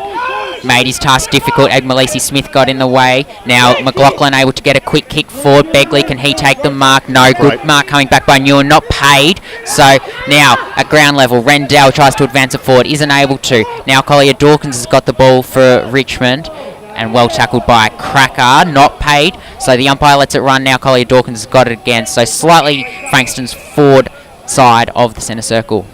Newman getting Freeman out of a hole again then with a courageous effort in the air. How many times a game does he do that, Mick? Newman? Oh, That's 3 or 4 times. He's just elite. He's uncompromising, and that's why he's so respected. That's a good hit out that, but Rioli flashing through the stoppage. We know the speed that Rioli's got. So now Martin's got it. He moves it to Morris. Morris handball over the top to Collier Dawkins. He's had a bit of the ball this quarter. Collier Dawkins short chip kick, tries to get to Cook, isn't able to. Rioli. Free kick there. He was taken low, and what we're seeing here is flashes of why Rioli's so exciting to watch. His speed and agility is amazing, John. Yeah, it is. He goes inside to Martin, who goes inside. The kick doesn't hit its intended target, so Richmond have to mop up, unable to. So Rendell gets the ball. Now Cox goes forward, tries to hit Mentha, goes in front of him. He's got a 1-on-2. Can he get it to the boundary line? No, he can't. He's lost his footing. Newman kicks it up to himself. Good innovation. He gets it to They're out Collier of Dawkins. Rioli Collier again. Dawkins to Martin. Martin to Rioli. Rioli, the quick kick. They to Street, is it? So Richmond streaming inside 50. Frankston actually did well to hold them up there. It looks like Richmond were going to get a goal for all money, and in the end it will be a holding the ball free kick. A little bit. Frankston will be very happy with the pressure they put on there, but Street's still down on the ground here. I think he'll be okay. It was just a big collision, but they did well to get out there with Hiscock taking the mark on the wing here. Yep, so Hiscock, defensive side of centre wing for Wouldn't Frankston. surprise if he uses Brolick here, although they close that option down. Does he go short to Freeman? He doesn't. So he goes long up the nearly line, out of almost bounds. goes out of Ran bounds. there. Almost. So McLaughlin gets it to ground level. Newman unable to get the possession away. So Rendell now. Cox. So Frankston will go forward. They've got the numbers. They should be able to get a goal. Stern and Cracker were running. He didn't see them. Went into the middle of the forward 50 and Richmond able to cut it off. Should have got a goal there, Frankston. Probably needed a block of one of those receivers initially. Cox always a chance to kick the goal. Ball in hand takes priority there, I think. Yep, so outer side, centre wing, Richmond have got the ball. So they look to go inside. Martin takes the mark. Hasn't he been prominent early? It's very impressive. Yep, so Nash will get this. he Up to 30 goes touches. laterally to Patrick Nash. So Nash on the broadcast side wing. He goes inside, tries to hit the forward, but he's unable to in Cumberland. Cumberland at ground level tries to make something of it, but Richmond able to get the handball out of there. Now Richmond will come again. So inside 50, the top of 50, it's a shank of a kick. And it's in the scrimmage. Now Cox has got the ball, like he so Yeah, often stoppage. does. And it'll be a stoppage. So 40 out, Richmond's goal. It's been a little bit scrappy by foot the last couple of minutes since the resumption of play. The team that can actually hit a target or two here will cash in on the scoreboard. So Rendell and Ryan, no effective hit out, no clearance as yet, still in the scrimmage. We'll get a repeat stoppage.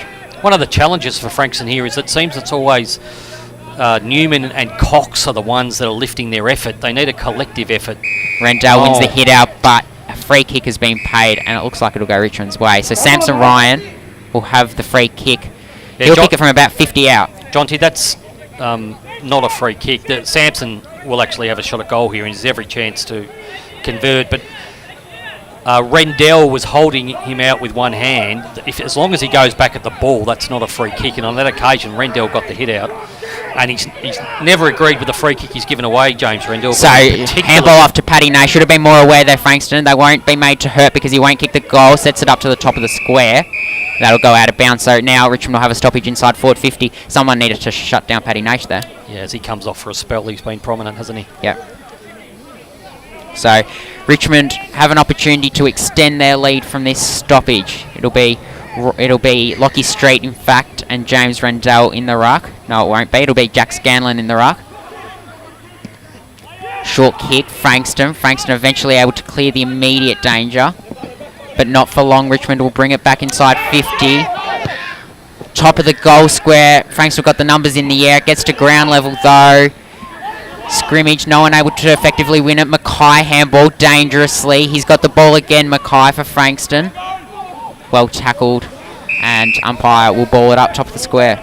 Most of Frankston's exits down out of D50 have been pretty scrambled and rush kicks, and they're Yeah, kicking a lot against of hat numbers. kicks out there, and nearly a goal there to Richmond from a nice Garrett McDonough kick into the top He's of the managed square. to break 2 tackles as we go, John. Cumberland point. So Cumberland got the crumb, wasn't able to convert the goal. And that goes on to the Cars Street over the netting at the back of the goal. So 4-4-28 Richmond, Frankston 2-4-16, 12-point margin, 11.5 gone on the Ray White scoreboard as Will Arthurson brings it out of defensive 50. That'll be a report Yeah. here, I would think, or Yeah, at least 50. And report it on- was your cousin. Yeah, report on Hugo Ralph Smith, is it? No report, just the 50. Just but the that was- 50. So again, we see an example of Josh Newman's tenacity.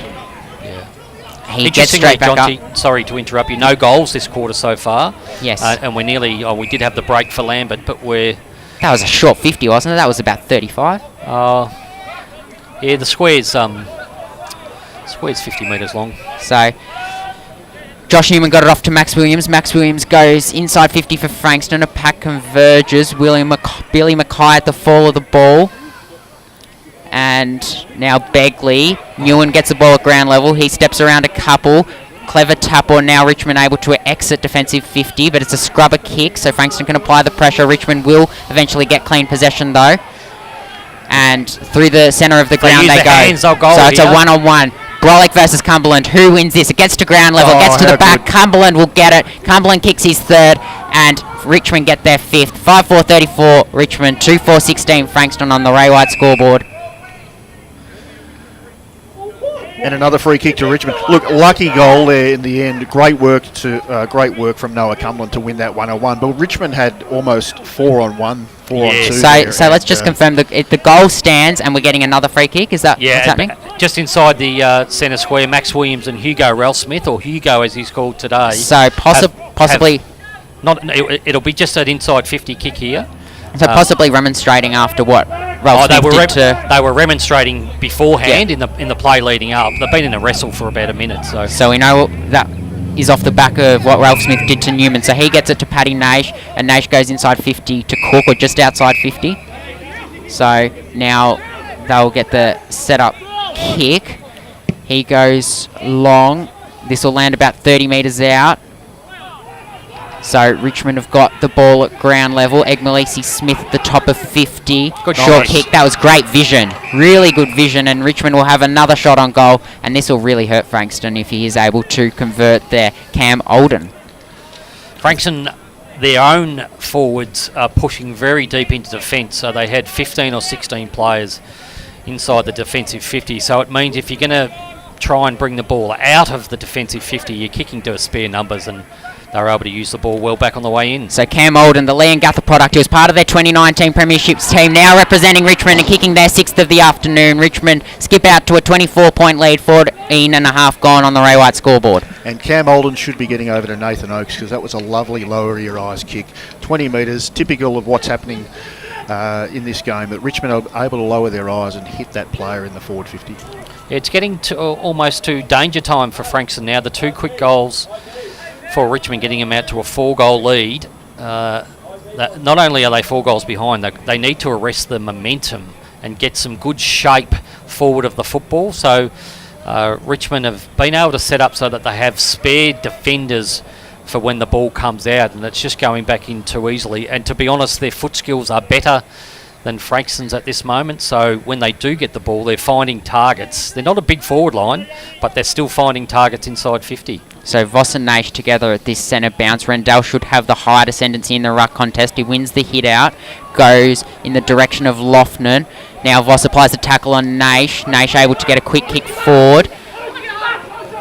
Loses possession of the ball, perhaps tripped. No, so Richmond still got their hands on the ball.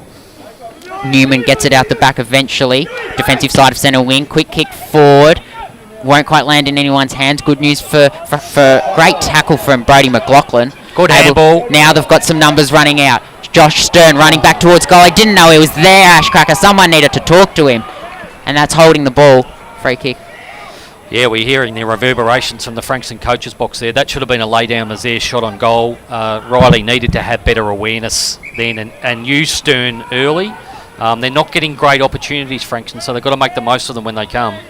So Berry at this contest. Ralph Smith ends up with the ball, tries to shrug the tackle, is unable to. That should be holding the ball, and it is against Ralph Smith. I would have thought they'd pay the advantage. Yeah, should have paid the advantage. Didn't. That's all right. So Mitch Cox will send Frankston inside 50, 75 out. The free kick comes. So Hugo Ralph Smith just tried to shrug the tackle and wasn't able to. Mitch Cox, we know how good he is in and around the ball.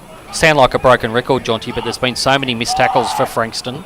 Yep. It's good to see someone stick one and get rewarded for it. And a good kick there from Cox to Newman. Now Newman at the very top of 50 tries to hit Loughnan, wasn't able to. Cut off by the Richmond defenders. Stern at ground level, back to Cox. Gets to the top of the square. Now Richmond able to clear it through Street. That's a really good kick. It is a good kick. That's a great kick. Great skill execution there from Street. That's the difference coming out of the defensive 50 there. That he was going to kick it into an out number, but pulled it at the last minute, and they're away So again. Cam Olden goes inside to Morris Rioli.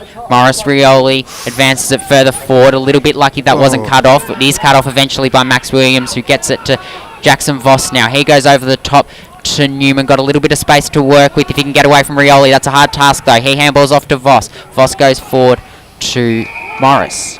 A lot of hat kicks coming into Yeah. the Frankston forward line. They just need to be a bit more polished, don't they? Yeah, so Morris able to intercept there. It's come off his man here, Hiscock, so Oh, that's that'll be almost 50, will it? No. That's very well done. So he Crude just, as it might have been, Nash will get it. so he slowed it up a little bit there, did Hiscock. So Scanlon got the ball eventually. Now we're on the outer side wing. Richmond just stopping and assessing their options for a second. Now Nash inside, it's got his hands on the ball. He sends Richmond inside 50. Frankston got the extra number in the air. Cumberland over the top, goes too early. A little bit ambitious there. by Yep. Cumberland. Yes, for Ollie Walker-Peel, who's not joining us in the call today, I think that was almost one of his calls for a great specky. But if I look at the... So Rioli almost able to cut that off from Berry. Wasn't quite able to get there, but he applied the pressure. Now Frank should be able to clear via Lofnan. Ball didn't quite sit for him. He's still able to get the handball off to Rendell. Rendell to Cox. Cox shrugs the tackle, gets it to Billy Mackay. Mackay to the running Stern on the wing. Now Stern, can he good send kick. Frankston forward? Yes, he can. Cracker. So Frankston attacking side of the centre square. He If they're stops just for a patient, second they and should be able to hits convert. up Riley.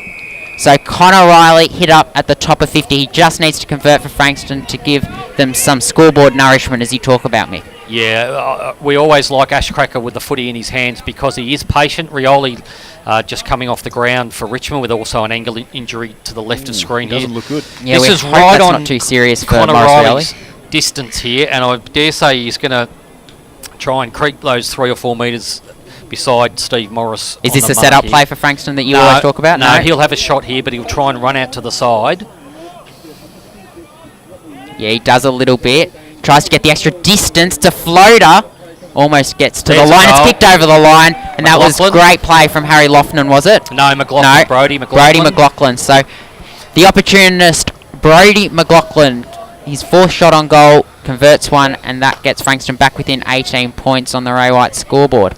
So he's usually an opportunist, Brody McLaughlin. He'd be disappointed with those first 3 early misses and finally gets one.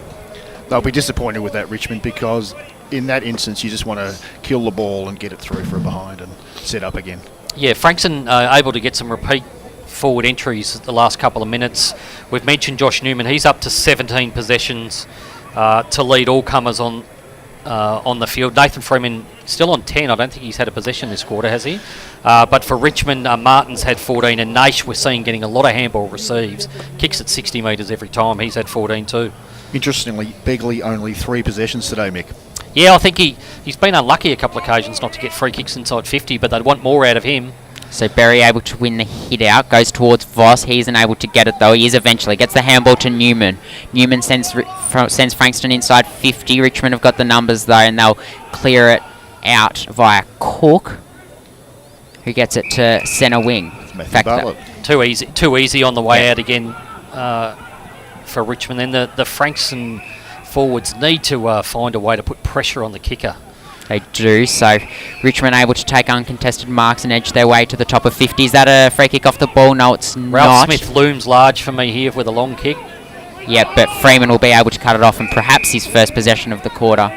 You talk about, Mick. He has been frustrated. It's funny watching Nathan. We talk about that a bit. He's been frustrated. He's not finding the footy. So Joe Lloyd with Hugo Ralph Smith standing the mark, the 2 former Sandringham Dragons teammates. He kicks it short, does Lloyd to Tyler Young, the North Albury product, who goes back to Joe Lloyd, who's establishing himself well in this Frankston lineup. Joe Lloyd to Ash Cracker, unable to take the easy uncontested mark, puts his team under a bit of pressure. Newman arrives, gets to Cox, Cox to Brolick, Brolick a kick to Max Williams. And Max Williams says, let's slow it down, let's get some tempo in this game. Not a bad move because, again, Josh Begley's now the deepest forward for Frankston. So they've got to work their way forward rather than just bombing in. Good mark, There's a Rendell. good mark from James Rendell. They're the marks he's got to take. So he wants to go to Josh Newman initially, but able to close that option down was Egg Smith, so he goes inside 50. Stern at the fall of the ball, dispossessed, not called holding the ball. Egg Smith will be able to clear for Richmond. Another error, though. But Hiscock will try to bring Frankston back inside. Billy Mackay. Good tackle, Patrick Naish holding the ball. Just needed to get it off quickly there. Billy Mackay. Or find a way for Hiscock to keep coming through. But Yes. Richmond have got some flow on here. Newman, he's had a bit of the ball in this I first think half. it's his best game I've seen him play. He's had a few difficult opponents. Mason Cox in his most recent game, obviously severely undersized to be playing on Mason Cox. He has played well, Newman, but that ball's turned over. Well done, Now it's in the Cracker. hands of Cracker in the centre of the ground. Newman will get it though. So good intercept mark from Newman. The 2019 Dandenong Stingrays product kicks it into the centre of the ground to Naish, a low ball. He's getting off the chain a little bit here. We know they wanted to shut him down, but he's getting possessions at will here. Yeah, up to 16 possessions, Mick. Perhaps the exclusion of Gus Stiles didn't help with that. We know the job that Gus Stiles did against Port Melbourne on Eli Templeton. Now Richmond. They've got the ball. They send it into the middle of the ground. It's Riley. No, it's not Riley Collier-Dawkins. It's Bailey Henderson. Good He closing goes speed. long. Now Voss to Lofnan. Lofnan short to Rendell. Good vision. Didn't just blaze away there. Lofnan went to Rendell. Now Rendell goes short to Begley. Gets there. So Begley, we've said he's been quiet in this first half, but he could kick a crucial late goal for Frankston as we're 23 and a half gone. And Morris might be severely hurt here. Morris. Steve I think Morris. he's got a lower stomach issue he might have got in that Is that how you say it these days? He took a blow low down, Dan, and it might take a bit to recover. So just to note, he did try to get it off to Newman there, did Josh Begley, but the kick wasn't allowed to happen because of the Morris injury.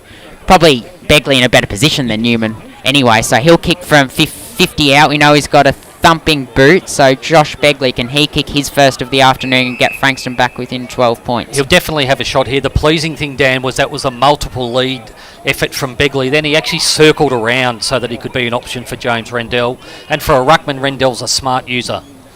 And the other positive Frankston should take out of this is the last two shots on goal. They've really lowered their eyes. And Josh Begley kicks the goal that Frankston need. The former Essendon player, he's had a huge impact for Frankston this season, and that continues here. So Frankston back within 12 points late in this second quarter on the Ray White scoreboard.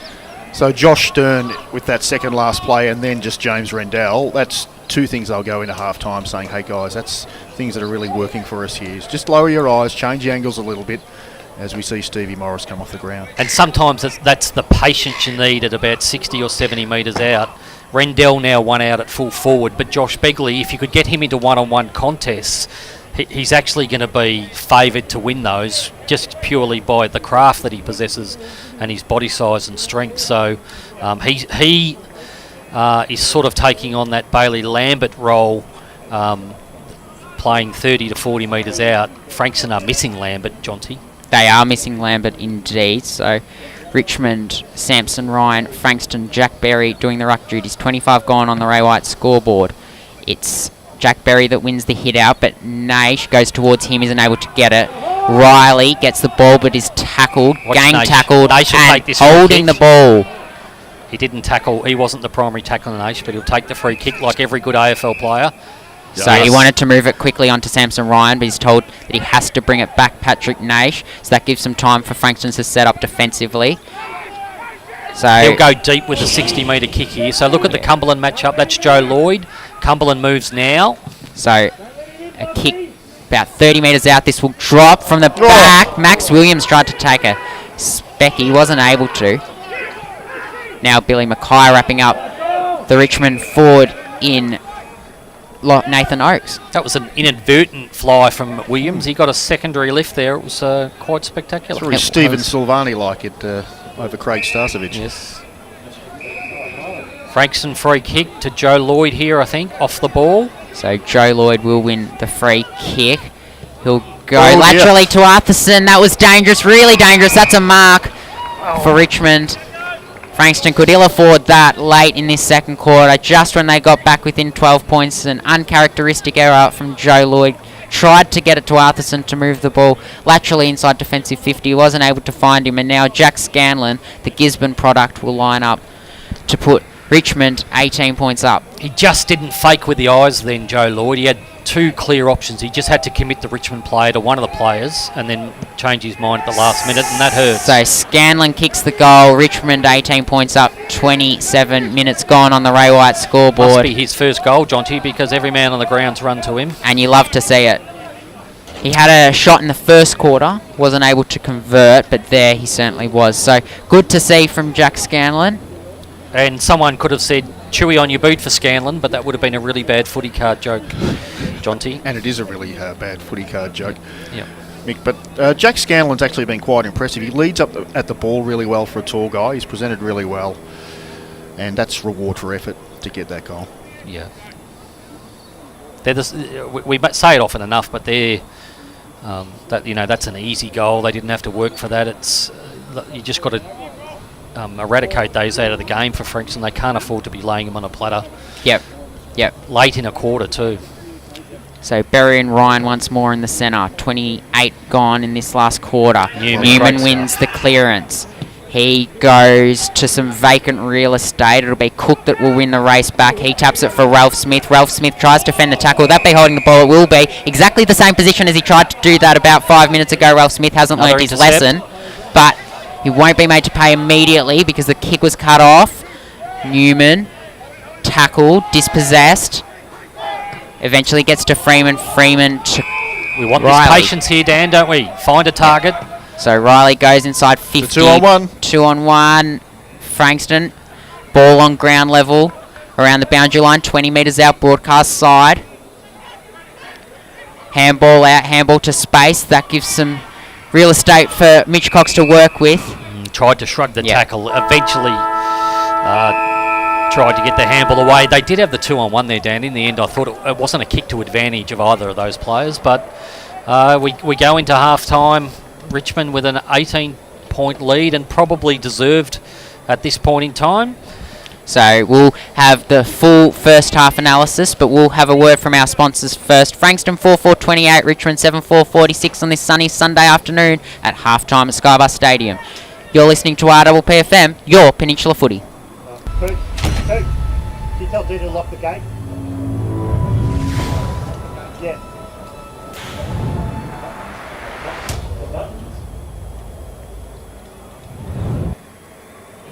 There's a quiet revolution happening on the rooftops of Australia. And at Solar Heart, we're proud to be leading the charge. One home, one family, one solar panel at a time. Helping smart Aussies make a real difference to the planet. Cutting their energy bills and connecting them to their smart energy future. Get smart. Get Solar Heart.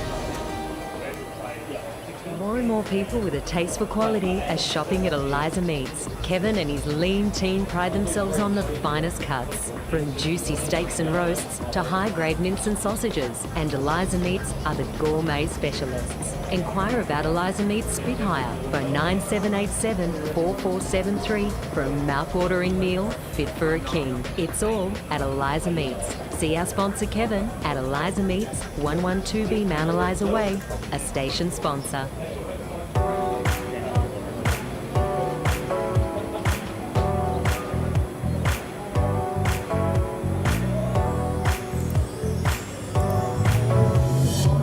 Do you have TV antenna or reception issues? Need to wall mount your TV or want extra TV or data points? Then talk to TV Magic, Frankston and the Peninsula. TV Magic are your local TV and antenna specialists. We look after everything: TV, home theatre, satellite, plus all electrical work. Visit us at tvmagic.com.au or contact Clint for a free quote on 0484 395 555. TV Magic. We make all your TV problems disappear. A station sponsor.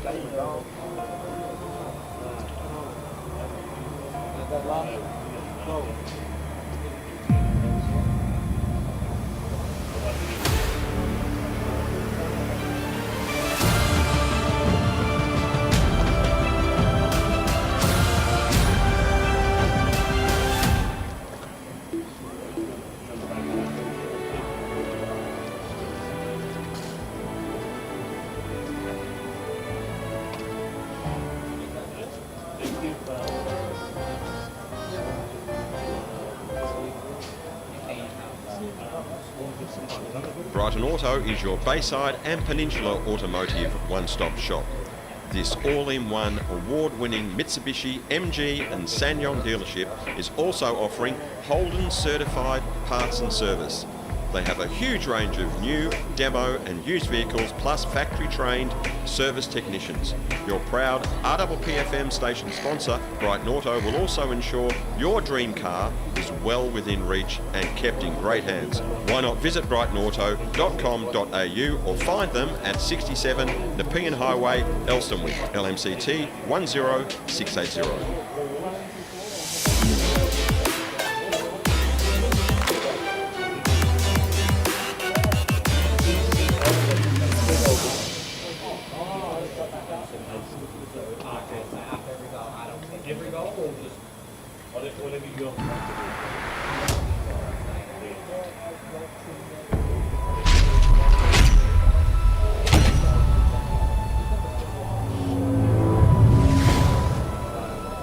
Did you lock the gate? I'll come and open it when it starts. How many times do you have to go out? Just once? There's a quiet revolution happening on the rooftops of Australia. And at Solar Heart, we're proud to be leading the charge. Why did everyone off with it? One home, one family, one solar panel at a time. Helping smart Aussies make a real difference to the planet, cutting their energy bills and connecting them to their smart energy future. Get smart. Get Solar Heart. More and more people with a taste for quality are shopping at Eliza Meats. Kevin and his lean team pride themselves on the finest cuts, from juicy steaks and roasts to high-grade mince and sausages. And Eliza Meats are the gourmet specialists. Inquire about Eliza Meats Spitfire. Phone 9787 4473 for a mouth-watering meal fit for a king. It's all at Eliza Meats. See our sponsor Kevin at Eliza Meats, 112B Mount Eliza Way, a station sponsor.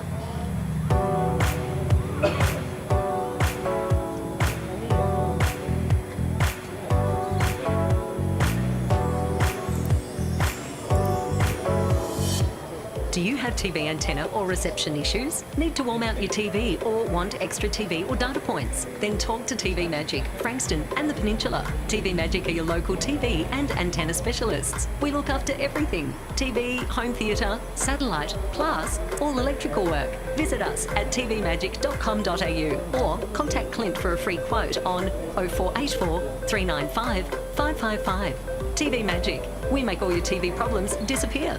A station sponsor.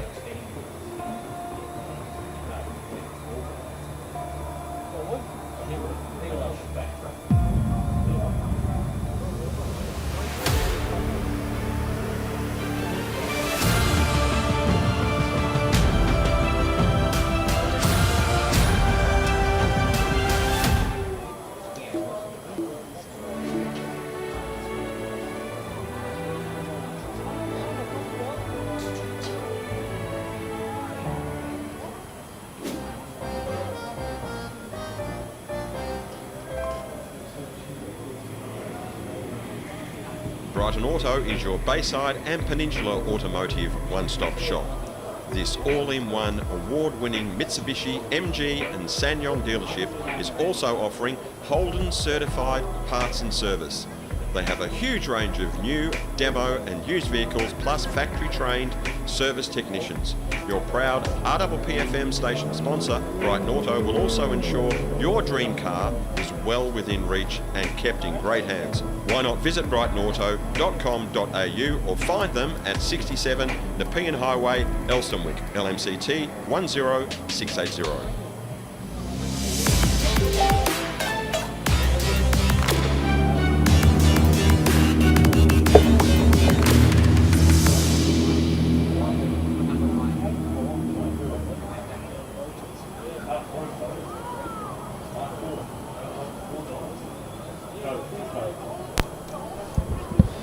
Welcome back to Skybus Stadium. Half-time here in the clash between Frankston and Richmond. Richmond with a 18-point lead at half-time.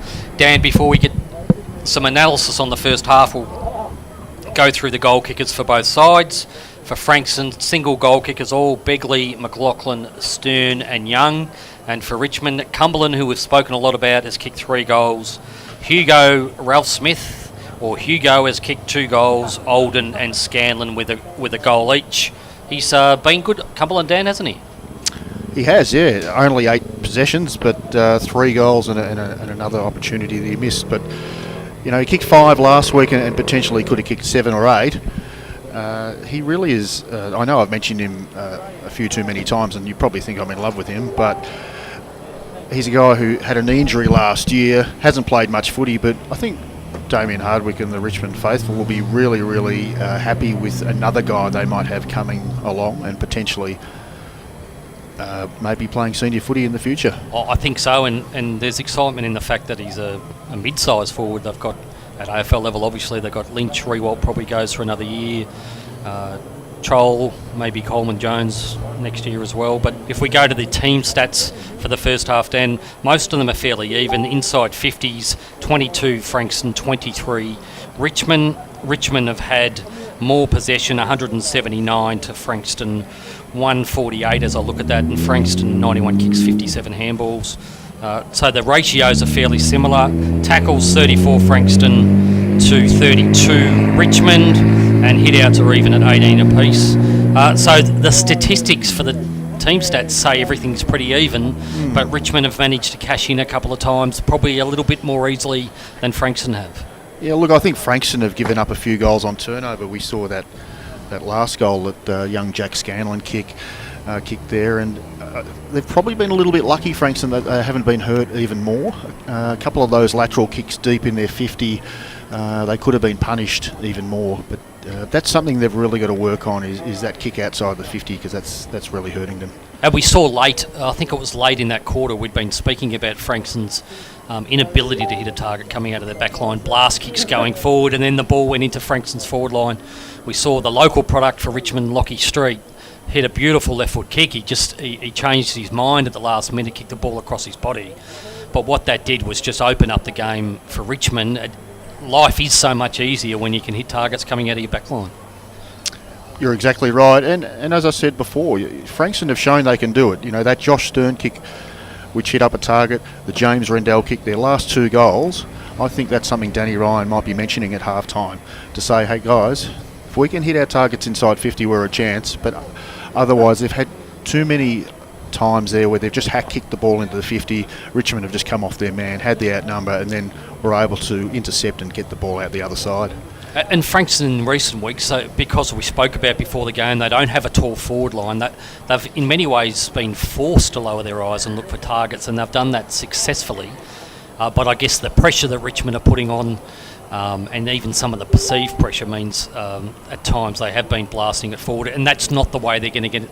If they want to win this game, Frankston, that's not the way it's going to be done. To me, that feels like the game's a little bit on a precipice.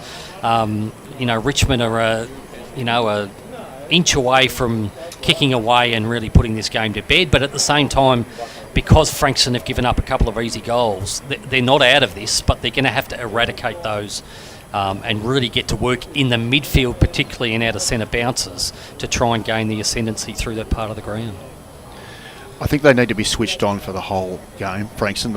Richmond show that if you let them go for 5 minutes, they can really hurt you. So in a low-scoring game, we had that 5 to 7 minute patch in that first quarter where Richmond were able to score 3 goals pretty quickly and hurt Frankston on the scoreboard. Yeah, and again, we've spoken during the year about conversion.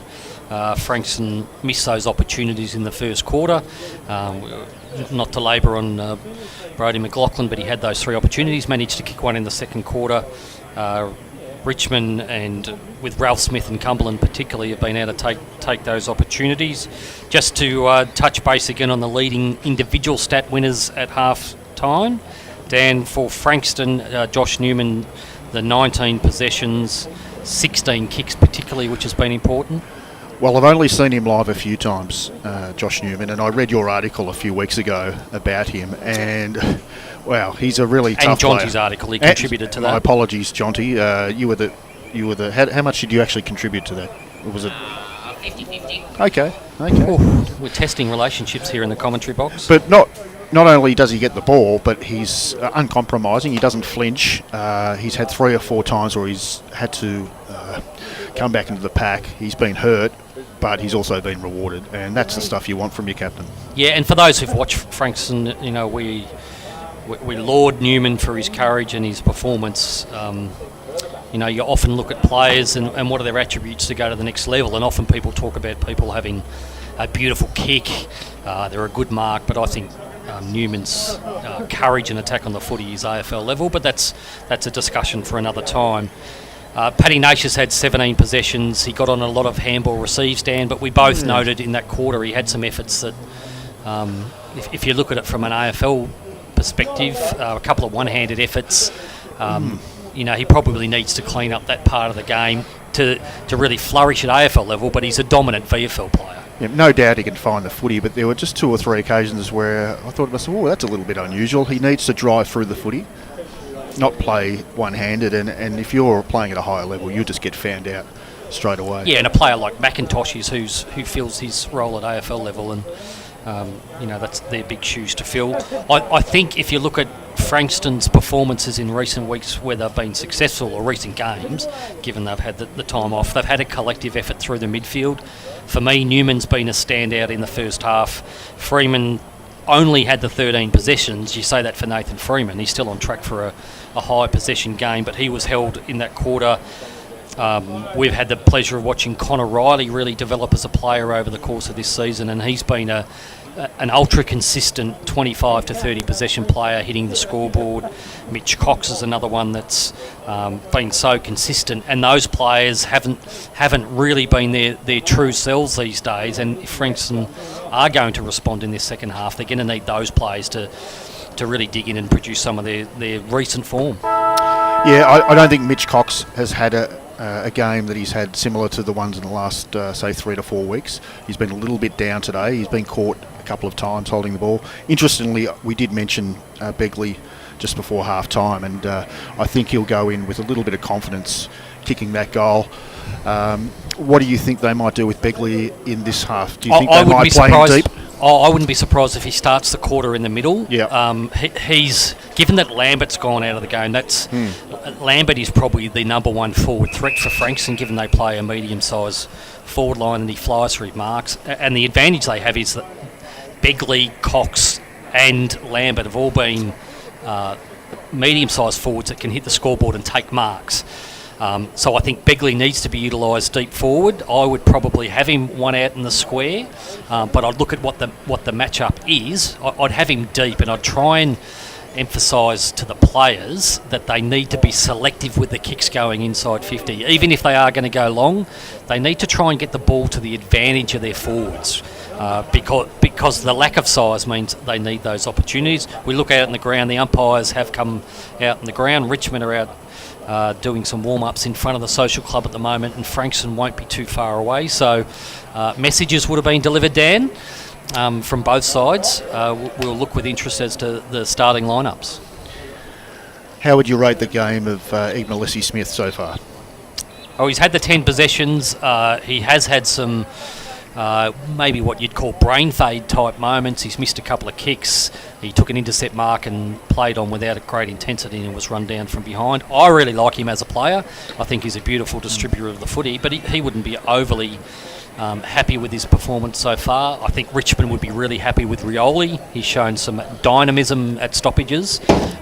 Is he out there? Looks like he is. Let's just see how he's moving. The other one is Biggie Newman, who I think's had a good game across the half back line, and Jonty's mentioned in the call he's had shut down defensive roles on the likes of Mason Cox in recent weeks. He's relishing the opportunity to be a little bit of an intercept marker, and he'd be happy that he's got a bit of freedom down there. I think that's the next part of his game, is that he'll need to not only stop his direct opponent, but he'll need to be able to come off and take those intercept marks and influence the contest. If I was a Richmond supporter watching the game today, I'd be really happy with the game so far of Will Martin and also Riley Collier-Dawkins. There was one passage of play in front of us where Collier-Dawkins took the ball under extreme pressure, but the strength of his body, he just held the ball up in the air knowing that he could absorb the pressure, and then allowed himself to be swung and released a handball. And that's some growth in his own career as a midfielder, but there's been plenty to like for Richmond supporters with some of the players that might push up into the AFL side in the back end of the season. The other one is Samson Ryan, who's played the one game at AFL level this year. Probably didn't have his best performance on debut, but he shows a lot of promise, and he's been. I've been really impressed with his mobility and athleticism as a ruckman here today. Yeah, I think his follow-up work and his smarts when he does have the footy have actually been quite impressive. I always say ruckman needs to be able to follow up and also have an influence around the ground, regardless if you're a 195 centimetre ruckman or 215 centimetre. And we've seen that today from the big fella. If we were to talk about the Woolworths Kooringal Hub player of the match at half-time, Dan, who would you think would be in the running for the $100 Woolworths voucher? Well, if I had to give the award now, I'd give it to Josh Newman. I know he's had the 19 touches, and sometimes you look at possessions and pick the guy at the top there, but it's the way he's gone about his footy that's really impressed me today. Yeah, I've liked Will Martin. I've liked Cumberland up forward for Richmond. Naish, by pure volume of possession, always puts his name up in lights. But I agree, Josh Newman has been a strong performer. As we look at Richmond are out in their positions as we speak, there doesn't look to be anything majorly different with their structure. Oh, just a question for you, Mick. Josh Stern, I haven't seen much of him play. Tell me a little bit about him, because I've been really impressed with him. He's only had the 9 touches. And he's kicked a goal, but he's also given a few away. So give me a... Well, he comes out of Pennant Hills. He's played the last 2... He comes out of the Sydney Swans Academy. He was part of that academy for his 18th and 19th years, I think it was. Played at Pennant Hills. He's kicked about 80 to 85 goals in 2 seasons. Kicked 55 goals up there last year. He was a little bit stuck by the lockdowns and the COVID situation this year. Frankston identified him as a potential recruit, but he couldn't get down to training because of lockdown. Joined the team in late February when lists were finalised. He's come off the sup list. He's not the quickest player you've seen. His shorts are as big as Eddie Betts. Wow, they must be big. But he's very, very creative, and unusually for a small forward, he's very unselfish. And they'd almost be wanting him to be a bit more selfish as a small forward, as we hand back to Jonty for the start of this third quarter. So in the ruck, it's Berry and Ryan, as always, to start the third quarter. Berry wins it, not Newman. As we talked about, he had a really good first half. Mackay taps it forward, gets the possession, kicks it, intended for McLaughlin, but it's cut off. So Richmond will exit defensive 50 via Derek Egmalisi-Smith on the outer side. They'll look to link up a chain of handballs through the middle of the ground. No, they'll stay on the wing. So Egmalisi-Smith sends it deep, and good mark taken by Tyler Young on true wing. Tyler Young just stops, searches for an option. Eventually goes long down the line looking for Rendell. He's on Newman. Newman able to body him out of it and allow Egmalisi-Smith to take a mark at the back. He goes laterally to Paddy Naish, who we talked about his accumulation. Drops an important mark there. Gets around Berry though, was more mobile, but then that was a good kick to Will Martin. Another good contributor in that first half. Will Martin to Samson Ryan. Samson Ryan takes a mark defensive side of centre wing for the Tigers. A minute gone in this third quarter on the Ray White scoreboard. Sun blazing down. He's actually looking into it going forward for Richmond. So he looks to send Richmond to the top of 50. Max Williams able to prevent a mark being taken, but Richmond will get it at ground level. Morris Frioli feeds it towards Martin. Martin unable to get it.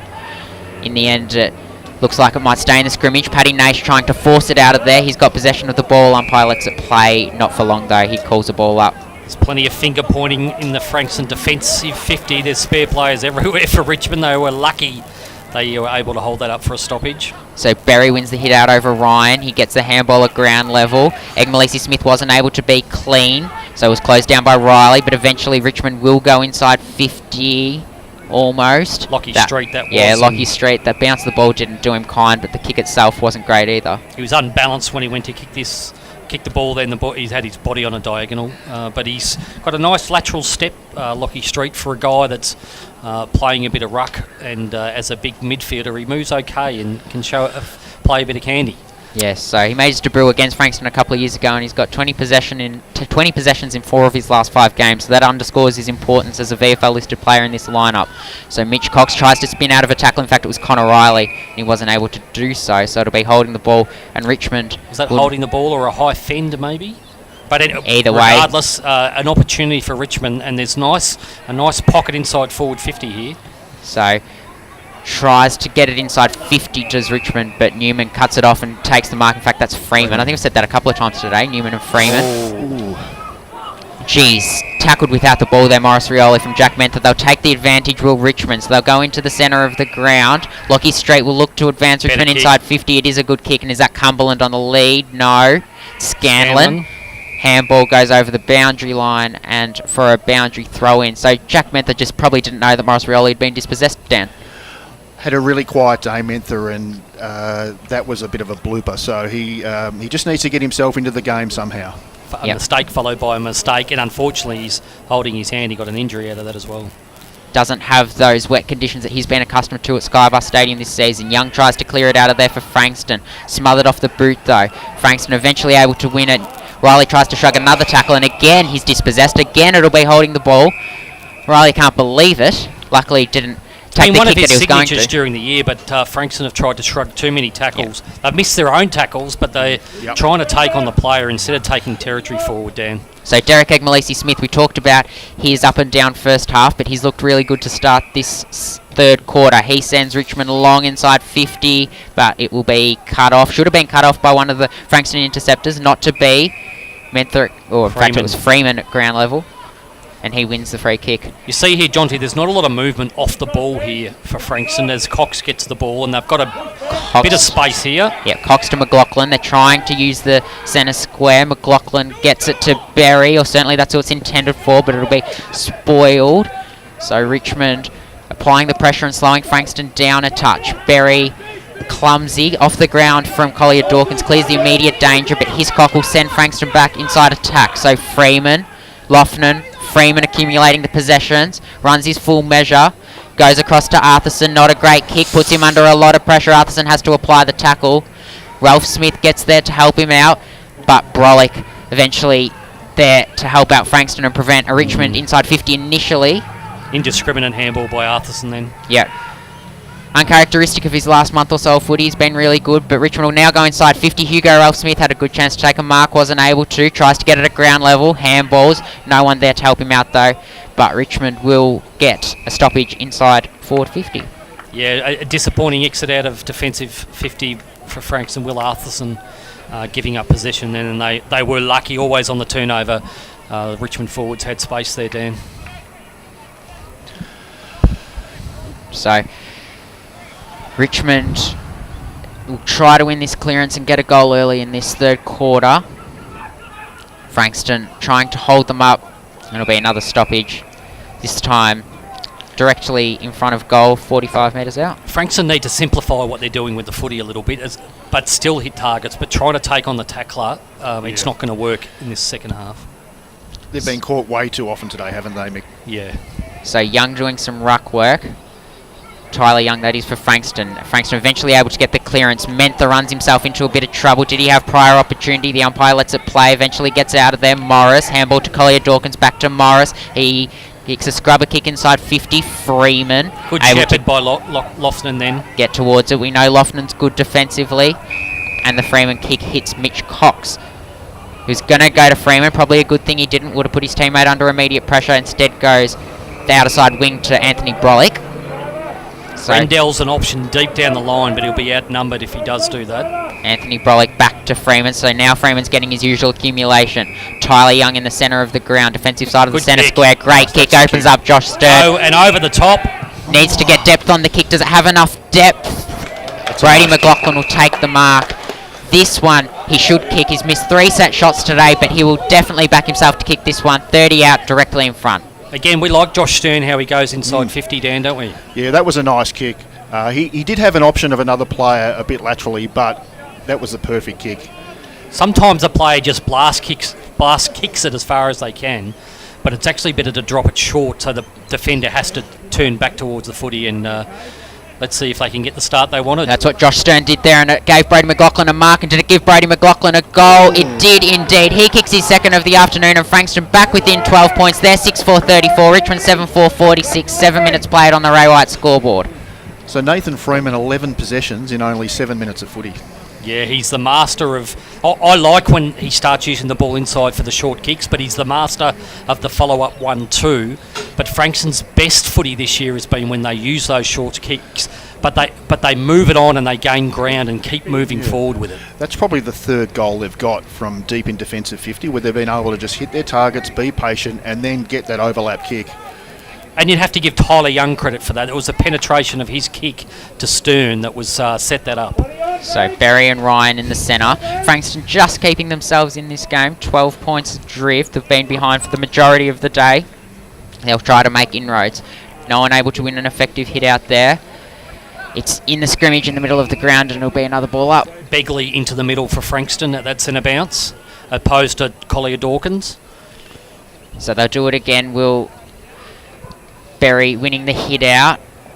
Gets to Anthony Brolick to Berry to Newman. Eventually Richmond's pressure gives them the rewards. Collier Dawkins has got it. He goes backwards to go forwards. He tries to get it out to Patrick Naish. No, it's not Patrick Naish, but Richmond will get the inside 50, and they will get the mark inside 50. Hugo Ralph Smith, he'll line up for his third from 50 out on a slight angle. And we've had a couple of cracks at Egmalesi Smith today, but that was a really good effort there. One touch below his knees, came in at full pace, and Richmond are having a shot.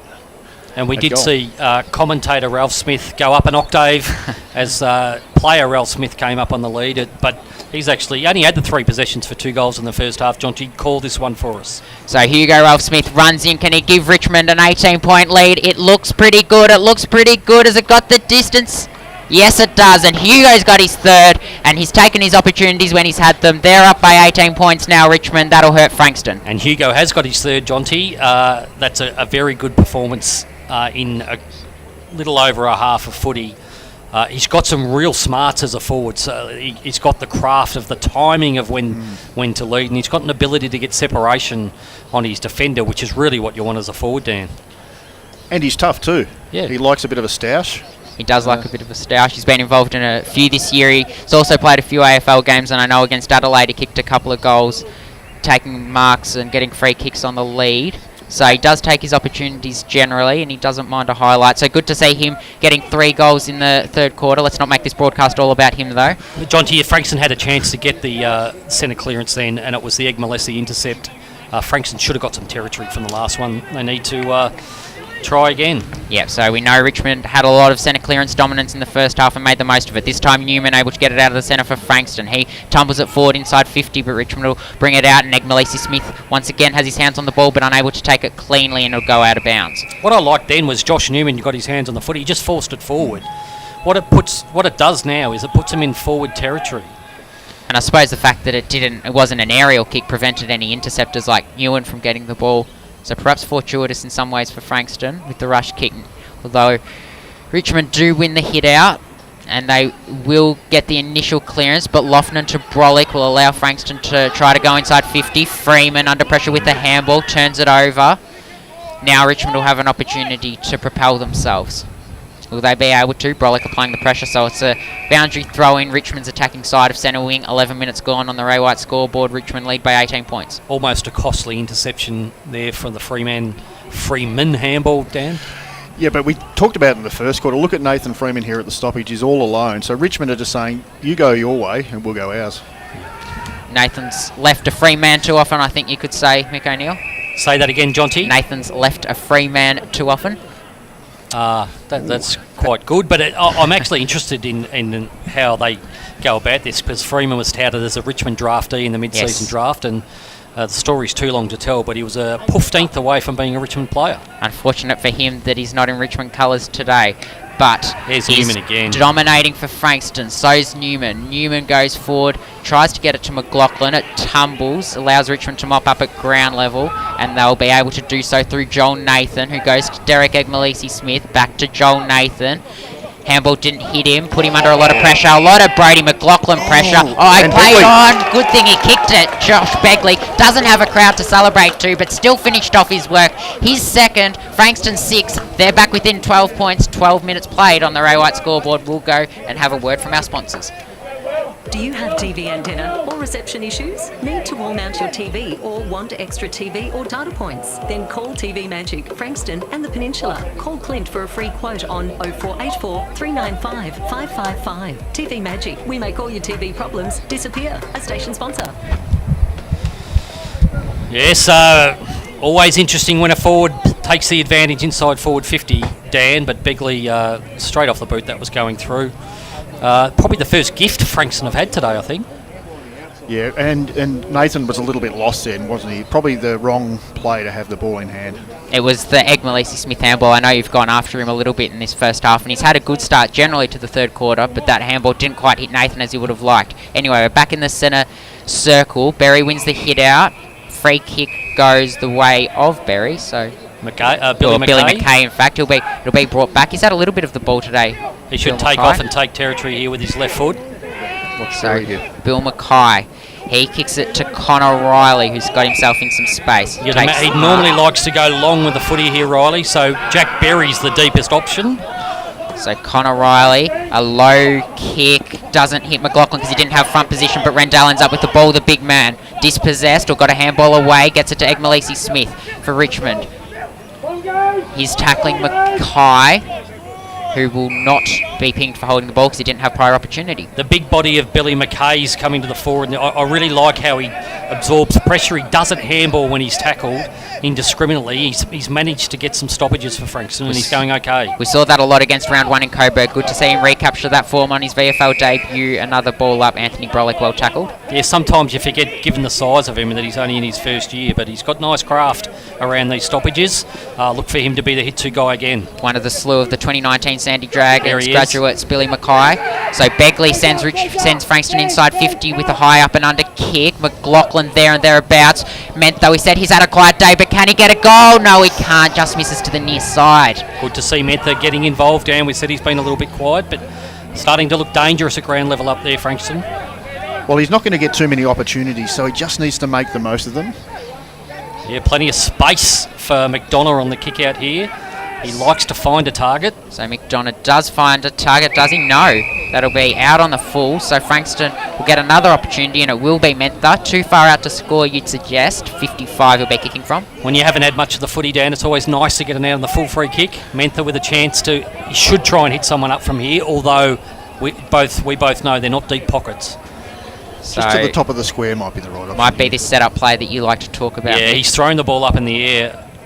Wait for the... Look at Begley. He's the guy I'd He's like. feigning like he's going to kick for goal. He does kick for goal. It'll fall short, though, well short, and Richmond will be able to take the mark courtesy of Matthew Bartlett. Easy to defend that kick Yep. for the Richmond defenders. Opportunity lost. Disappointing there. Not 15, Smith is taking us on Egglesy a roller Smith. coaster today. Yep. So that kick's got too much on it. He was under pressure. Hiscock got the handball and I think got to Stern, was it? No, that's Freeman. He Freeman. drew the free kick for high tackle, went low Selwood style or Dylan Grimes style, and Rioli gave away the free kick. And Newman he's turning his back. Yes, so he's... what's he going to do here? He Josh probably Newman? does have the range here, Freeman. He's in the best physical shape he's been in for a couple of years, but he's also a smart footballer. But if you look at the inside 50, Dan, there's spare Richmond players filling holes everywhere. A bigger run-up than Graham Dilly here from So Freeman. Nathan Freeman doesn't kick a lot of goals. He tries to get one from outside 50. I tell you what, it's a good-looking kick. Doesn't have the distance. So Ooh, was that going through and touched by the Frankston player? I'm not sure from here, but 2 long points, Dan. Coaches don't like those. 10 points of difference. 16 minutes played in this third quarter. Things are tightening up here at Skybus Stadium. Derek Egmalisi Smith taking the kick out. He goes towards the outer side of the ground to the contest. Richmond have got a bit of height, so to Frankston. No one able to take the mark, gets to ground level, and Frankston able to wrap up the Richmond player. The vibrations came through to us from the coaches box there. Tells me that they don't like those long points. For the Frankston coaches box, that was. So winning the hit out there was Rendell. Sent Frankston inside Oh, 50. well done, Stern We keep talking about him, but for good reason, because he set up another goal, and now Frankston are back within a kick. 17 minutes gone on the Ray White scoreboard. Frankston 7-6-48, Richmond 8-4-52. Wasn't that a sensational piece of play, Mick? It was. He actually did some work at ground level in dispossessing, as well as he dispossessed his opponent, moved the ball at ground level with his hands and managed to get free, and great for McLaughlin to convert that one. So McLaughlin turning into a pretty good day for McLaughlin. He's had 7 or 8 opportunities for goal. He's converted 3 of them. So good to see him having a presence in the forward 50 for Frankston. Yeah, missed his first 3 and kicked the next 3, but he should be getting over to Josh Stern, who won a great 50-50 then and gave him the goal. And he also won the free kick with the holding the ball. Could have had another shot at goal that Josh Begley took the advantage and kicked the goal from. So he's been really good, Josh Stern, after those first 3 misses. Now Frankston back within 4 points. This is going to be an interesting last quarter and a half. Pull that back. Yeah. Nathan Freeman's inside forward 50. He's up to 22 possessions. He's had 9 possessions in 17 minutes in this quarter, and such a good connector for Frankston. So it'll be thrown up. Rendell in the ruck wins the hit out. Cox tries to tackle because Richmond will win the clearance. They'll go forward. Arthurson tries to cut it off, is unable to. Well kept in initially. Oh, no. And it was kept in, and it will be a high tackle free kick going the way of. That's Cam Olden, I Cam think. Olden. He's put on more of a performance than a Disney show there. Jeez, it was a good kick. Wasn't able to finish the work, the Richmond forward. Now Richmond at blocked ground by the level. umpire. Have got numbers, but a good tackle from Frankston. No, he's paid the free He's kick. paid that free kick, and it was there because Was it? It wasn't a sling tackle, but he collapsed. His face hit the ground first. But a couple of seconds before that, the ball was handballed out to a contest, and the umpire blocked the Frankston player, giving the Richmond player a free run onto the ball. I have to say, Will Martin again impressing out of the centre of the ground. Very clean when he gets the ball. So Bailey Henderson, this is a boy out of Strathfield's Eye near Bendigo in his 6th VFL game. Watch He's them get around him if he kicks this goal, Jonty. lining up for goal number 2. Does he kick it? Does he extend Richmond's lead beyond a goal? Yes, he I does. think it might have been Matty Bartlett who got that free. It's a famous name at Richmond, Bartlett, but I don't think there's any connection. Either way, Richmond are out to a 10-point lead, and that hurts Frankston. But some great acting there by Cam Olden for that free kick, Mick. I think Iron Ziering has probably acted a little better than that. Well, it's not quite Shark Week or Sharknado, Dan, but yeah, he put plenty of mayo on that one. And for Richmond, it's just a timely goal, given all the momentum was going Frankston's way. So back to a 10-point lead for Richmond. We see Brolick has also been moved into the centre square. So it's Newman, Brolick and Begley, the Frankston on ballers. Brodie McLaughlin in a rich vein of form. He's one out in the goal square. And it was Matt Bartlett that kicked the goal, the small forward out of Blackburn. So he's entered this Richmond lineup and looked really good today. As Richmond win the hit out, Collier Dawkins gets it. He handballs. And Richmond will go forward once again. Arthurson from the back tries to spoil, but he's Didn't need to unable act to. for that one. Yes, That was fantastic. And Cam Olden once again will send Richmond inside 50. Goes to a contest. Richmond able to take a contested mark. They're not, but they've still got a chance at ground level. Handballs going everywhere. No one able to effectively win it. Frankston applying enough pressure. Eventually gets back to Olden. He kicks it to space that Frankston will now occupy via Nathan Freeman, who goes to Brolick. Handballs to Arthurson, and Arthurson will just get it out of there. But Richmond should be able to bring it back again. No, well spoilt from Josh Stern. The undersized Josh Stern there. Important role with the fist. Earlier we saw Riley Collier Dawkins in the centre of the ground again, able to take the pressure in a tackle and get a handball to Will Martin. I'm really impressed with the strength of Collier Dawkins. Yeah, he works well in small spaces, doesn't he, Mick? Oh, terrific. He's a highly touted Chargers junior, made his debut this year and looked pretty good at AFL level now. He's got the ball again. He handballs into Paddy Naish, who goes back to his captain in Stephen Morris, who goes forward and hits his teammate on the chest. Backs to Morris. So now Richmond looking really good with their ball use through the middle of the ground. Go inside 50, but No one able to take the mark in the direction of Cumberland, but it fell short of him, and it'll be a boundary throwing 35 out. What we saw is when the ball gets in the hands of McDonough twice on that occasion, he's that beautiful left foot kick, and he's able to pick out those leading targets They've going got some forward. nice left footers in their team, McDonough, Street, Lowton. Danger here for Frankston with all the stoppage players for Richmond. So Jack Berry's got his hands on the ball, and the Frankston players, is that Harry Lofton tried to kick it laterally, wasn't able to. That was Richmond an players ambitious appealing kick. for deliberate out of bounds, won't get it. Yeah, I'm not sure what the intention of that kick was. I feel like if he got onto it, it would have gone out on the full and onto the roof of the facility. Yeah, maybe it was an educated kick into a smother. We'll call it that as Richmond have another forward 50 stoppage. Ralph Smith on the move. Here's Shrugs a a goal. tackle, shrugs another. High up and under. Doesn't quite connect how he would have liked. And Frankston should have been able to take the mark via Freeman. He wasn't able to do so. So Richmond will have another opportunity. They had 3 players there. Should have taken the mark. So now it's another stoppage, it would seem. No, it's coming out in the direction of Cumberland. Newman again. Richmond player fell over, and that allowed Frankston to clear via Williams, who's under Morris Rioli pressure. He gets the handball away in the area of Collier Dawkins, who handballs to Egmalisi Smith. Smith goes, centres it, and this will go inside 50 once again. Ralph Smith should get on the end of it. Not quite, had the Still depth alive. for him. Oh, Now well he's done, got it Scanlon. again.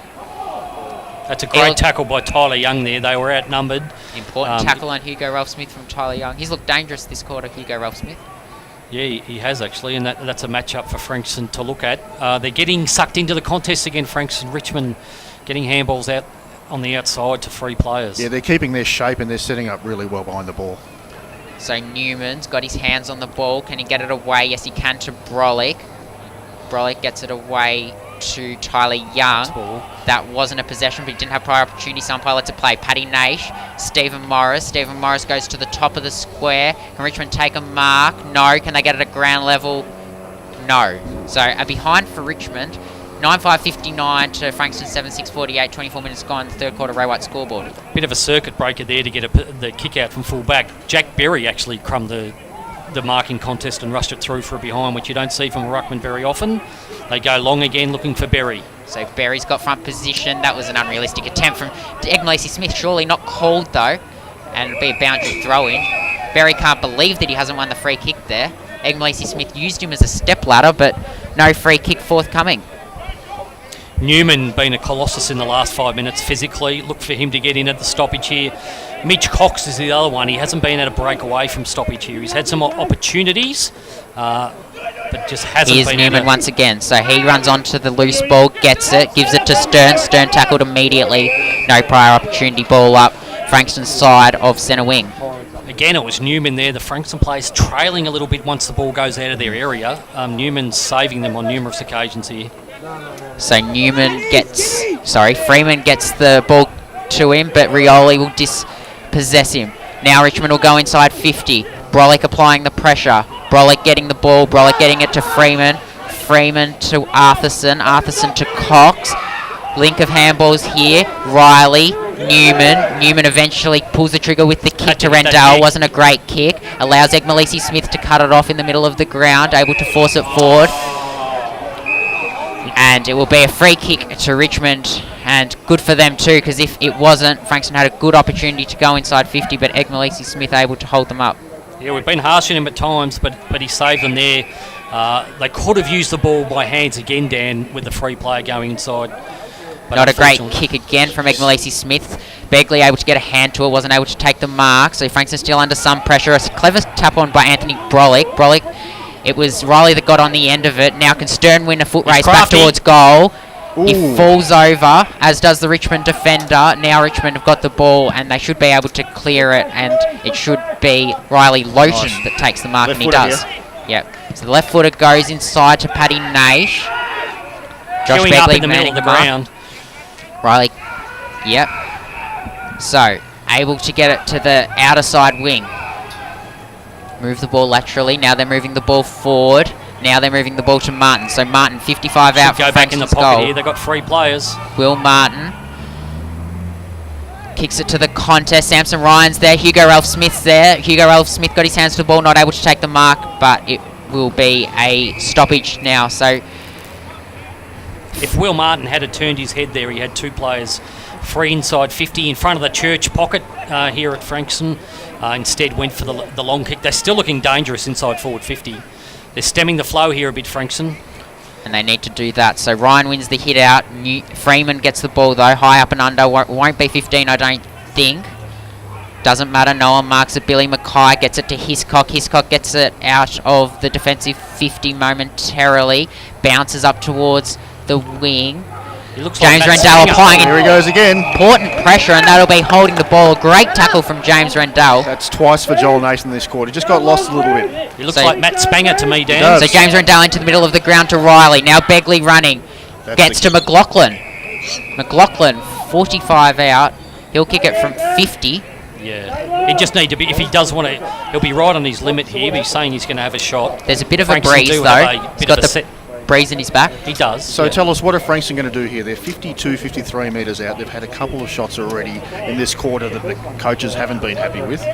What's he going to do here? Is he going to have a shot, or is he Well, just he going to set it up? He pointed to the goals, and that generally means there's a sort of set play going here, and they normally leave it late, and someone will lead up like Begley. You look at him and hands on his knees, but he's not hands on his knees. So let's see. Brody McLaughlin kicks it from just outside 50. He does go for goal, and he's got the distance. No worries at all.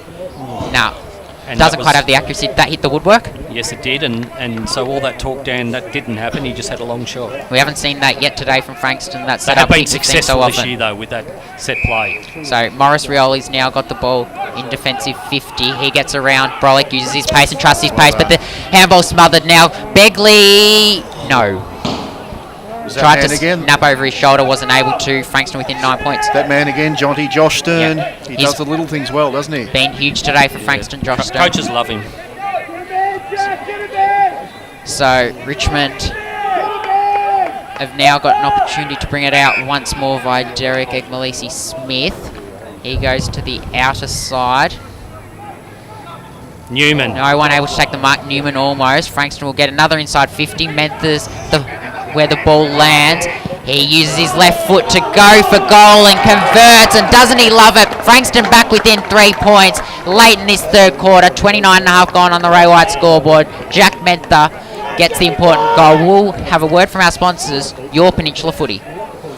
Do you have TV antenna or reception issues? Need to wall mount your TV or want extra TV or data points? Then call TV Magic, Frankston and the Peninsula. Call Clint for a free quote on 0484 395 555. TV Magic, we make all your TV problems disappear. A station sponsor. Terrific goal by Jack Menther there. We've had a bit of an eye on him, Dan, looking for him to get involved. He turned on the left foot, and that'd be a TV Magic goal of the day contender, I would think. Well, it's up there. I'm not sure if he's going to win it, but it's certainly good for his confidence because he's only had 4 or 5 touches, made a blue or two, but well done. That's why he's in the team, right, to kick goals. Yeah, and we look at the second quarter. Richmond kicked a late goal here, so it could be an important minute. So Frankston will Shocking hope bounce. to go inside three-quarter time with this sort of margin, or could they get the lead with Mitch Cox streaming through the centre of the ground? Rendell a chance. Does it go all the way? Does it get marked by Rendell? Does it get kicked off the ground by Rendell? No. But the Behind. encouraging sign for Frankston, Mitch Cox getting out the front of the stoppage. That's what he does so well, makes him so dangerous. He's got such a good sidestep. The pressure's on here for Richmond. So Richmond, can they withhold Frankston, or do Frankston go into three-quarter time with a lead? They're currently 2 Street's an points option on down. the far side, but I think they're just going to dump it long. So they Tyler do Young. dump it long towards Samson Ryan, who takes an big important fella. Well mark. done. No, it's Berry that takes the mark, and he'll send Frankston inside 50 once again. Freeman wanted the handball, doesn't get it. Very good mark, that one. He Very goes good towards comments. McLaughlin. Does McLaughlin take the mark? No. Just had a bit too much height on it. Allowed Richmond to defend. Oh, here he goes. Good pressure, McLaughlin again. Good pressure, Menther. Now Brolick's got an opportunity. A scrubber kick towards Rendell. Rendell's got it at the top of the square. Now it's Voss. Naish able to clear. Loughnan trying to apply the pressure. Is able to, but Richmond will eventually get it out of there. Naish keeps running. He's taken down. Is that legged though? Yes, it is. Probably a good free kick to give away because they are still away. Yep. Scanlon pushing forward. He's free. Ralph Smith's got room. Ralph Smith does have a lot of room if Richmond Turn can and get go it to here him. for Richmond. Can Sampson, even deep. They've got plenty of numbers. Look at Scanlon here. and Richmond will get the easiest of goals from the top of the square. It was just a good defensive transition, and that was all too easy from Richmond to go from one end of the field to the other. 8-point margin now, and it was Nathan Oakes, was it, that kicked the goal I think down? it might have been Olden.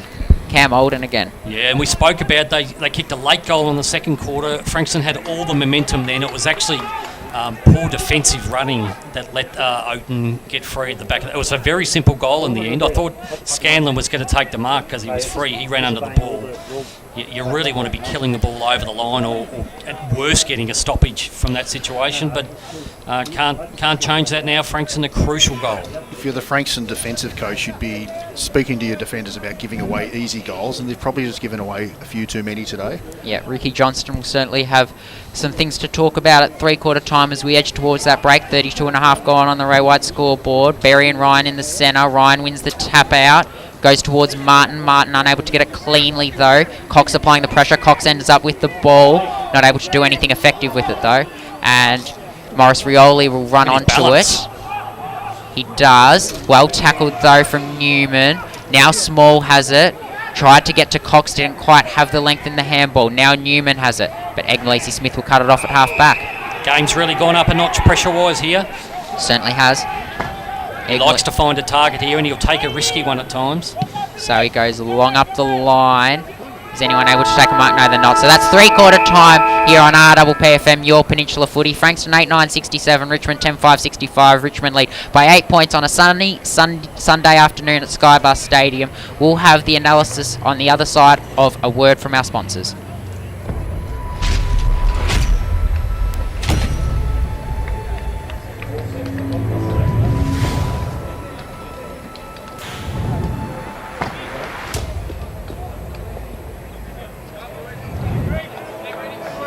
There's a quiet revolution happening on the rooftops of Australia. And at Solar Heart, we're proud to be leading the charge. One home, one family, one solar panel at a time. Helping smart Aussies make a real difference to the planet, cutting their energy bills and connecting them to their smart energy future. Get smart, get Solar Heart. More and more people with a taste for quality are shopping at Eliza Meats. Kevin and his lean team pride themselves on the finest cuts, from juicy steaks and roasts to high-grade mince and sausages. And Eliza Meats are the gourmet specialists. Inquire about Eliza Meats Spitfire. Phone 9787 4473 for a mouth-watering meal fit for a king. It's all at Eliza Meats. See our sponsor Kevin at Eliza Meats, 112B Mount Eliza Way, a station sponsor.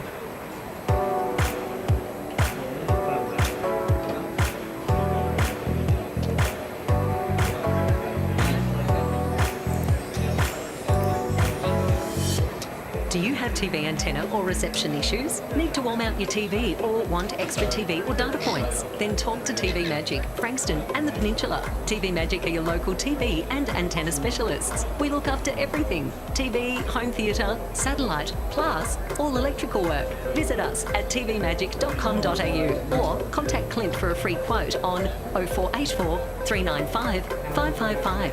TV Magic. We make all your TV problems disappear. A station sponsor.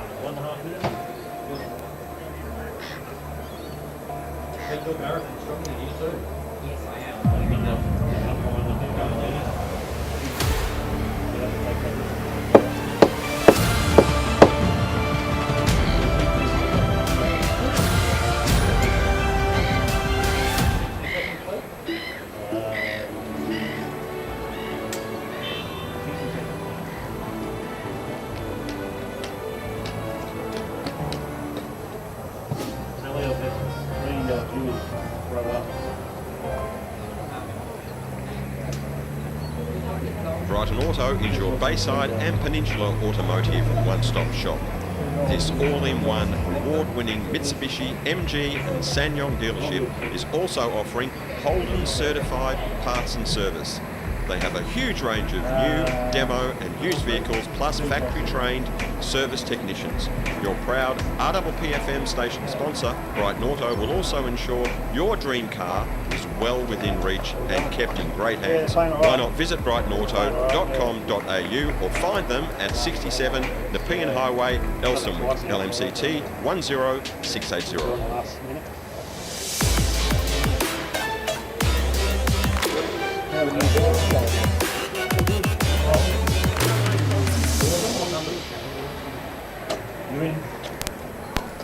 Welcome back to Skybus Stadium. This game on a knife edge going into the last quarter. A late goal again in that quarter to Richmond. Dan gives them the slight advantage going into this last quarter, but we thought at half time the game could go one of two ways. We've certainly got a fight on our hands. Well, it could go either ways. It's almost a case of whoever minimises the mistakes is almost going to win. A lot of turnover goals. There's some mistakes by defensive players in the back half. And yeah, look, Frankston are running on top of the ground, so there's no question that they've got their opportunity here. I think if they can just use the ball well, keep their head at times, they're a big chance to win the game. Yeah, we're looking at both huddles, plenty of massages, players looking like they're getting, late in the game with cramp and the like. Bailey Lambert, if you've just tuned in, suffered a significant ankle injury earlier in the day. He's been off since about the first quarter. He's in front of us in a moon boot on crutches. So they've been one down for the last two quarters. Jackson Voss has been impacted by an ankle injury. So, yeah, the team that can run on top of the ground in this last quarter will have an excellent opportunity to win. We saw in that quarter Frankston's mid-size forwards getting to work. McLaughlin, who you mentioned, he's had 7 shots on goal. He's been quite impressive. And Mentha getting involved late in that quarter as well. And I know that we talked about it in the pre-game, but Josh Newman in his 100th game, probably not something we've touched on as much as we perhaps could have throughout the coverage. He's been enormous, 28 possessions, and hopefully his teammates can lift for him because he's been such a presence for them in the last 7 or 8 years down at Frankston. Yeah, and we saw in that quarter Brolick, who's been the poised defender earlier in the year. Went into the midfield, He went into the midfield, and what he is a good ball user. Connor Riley improved in that quarter for Frankston as a midfielder. Mitch Cox, we saw late in the quarter, burst out of centre square. I think Newman has been just a colossus today.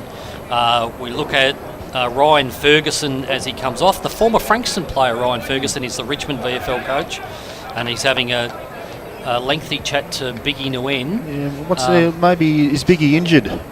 Maybe they're putting him in cotton wool for the rest of the day. I'm not sure, but both teams are breaking now. Frankston breaking out of their huddle. I think importantly for Frankston that quarter, Mick, is they started to either even or win the clearances.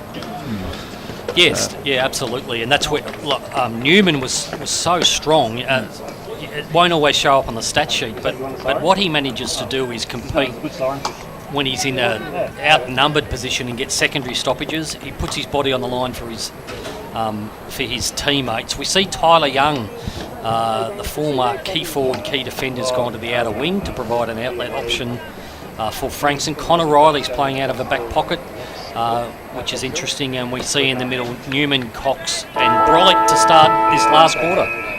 So back in the centre we are, Berry and Ryan competing the ruck as they have all day. The umpire bounces the ball. No one able to win the effective hit out. Free kick picked out straight away, and it's going the way of Samson Ryan. So he'll give it to Riley Collier-Dawkins, who wraps around the back. Now Richmond will have an opportunity to go inside 50 early. They send it there, pushing the back perhaps to Joe Lloyd, not paid. Noah Cumberland, he had a huge first quarter, and he's back in the action here again.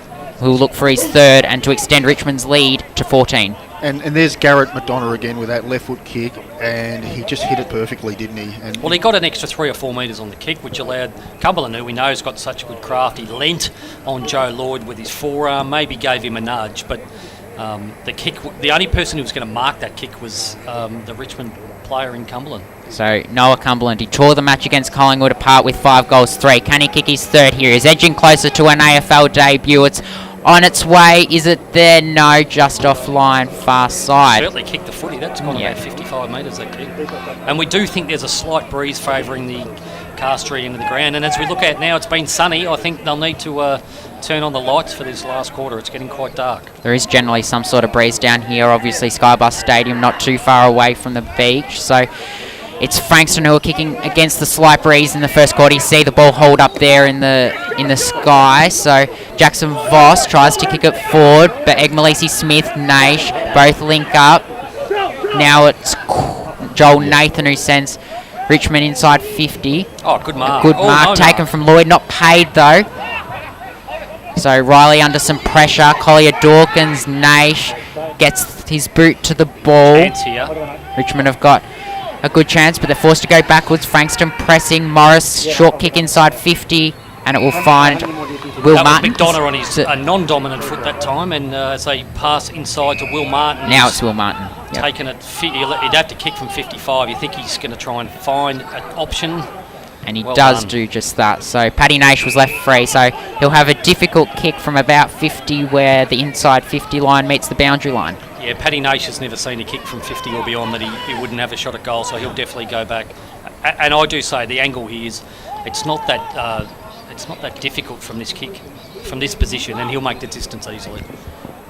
So Give the Frankston defenders credit though. They have kept them to the 50-55 metres out. It has made the shots a bit more difficult, but if Richmond can convert it, Oh, will it has hurt done Richmond, well. and he has converted. Patrick Nash, a goal early in the third quarter for Richmond, exactly what they wanted. They're now up by 15 points. You're listening to RPPFM, your Peninsula Footy.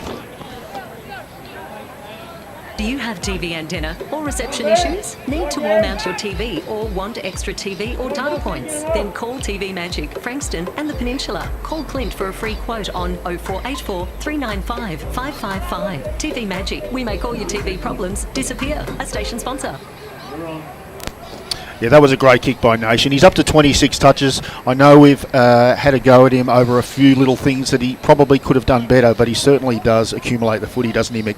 Yeah, Richmond talk a lot about wanting their players, AFL-listed players, to play above the level at VFL, and he probably does on most occasions. We've mentioned how he cashes in against Frankston. He made his debut the week after playing Frankston a couple of years back. So Berry and Samson Ryan. It's Samson Ryan that wins the hit out.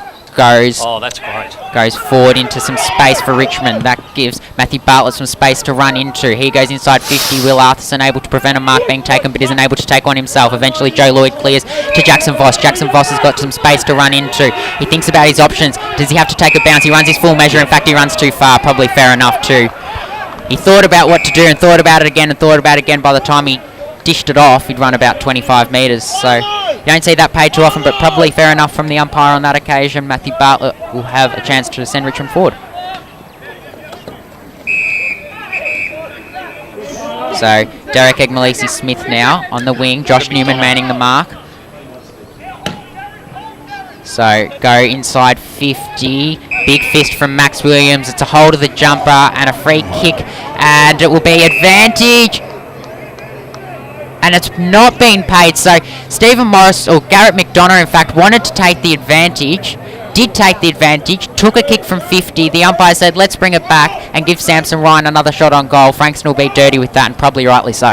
Yeah, it's the advantage rule is all based on player's choice, and you couldn't get a clearer choice to play on. There was no It's actually a little bit selfish. There was no doubt that McDonough stopped, saw the free kick had been paid, and took the advantage. It wasn't like it was that sort of split second where you haven't Just quite keep your eye registered on yet. Egmalisi Smith or other type running pass for a handball here. So he'll kick this from just inside 50, Samson Ryan, and this would really hurt Frankston.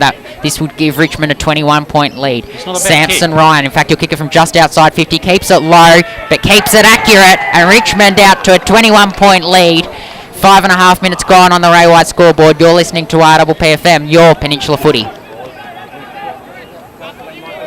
Do you have TV antenna or reception issues? Need to wall mount your TV or want extra TV or data points? Then call TV Magic, Frankston and the Peninsula. Call Clint for a free quote on 0484 395 555. TV Magic, we make all your TV problems disappear. A station sponsor. Yep. Yeah, I'd like to see Frankston's defenders just impact the contest a little bit more. In previous games, they've been able to come across and influence it, but today they haven't had that same influence.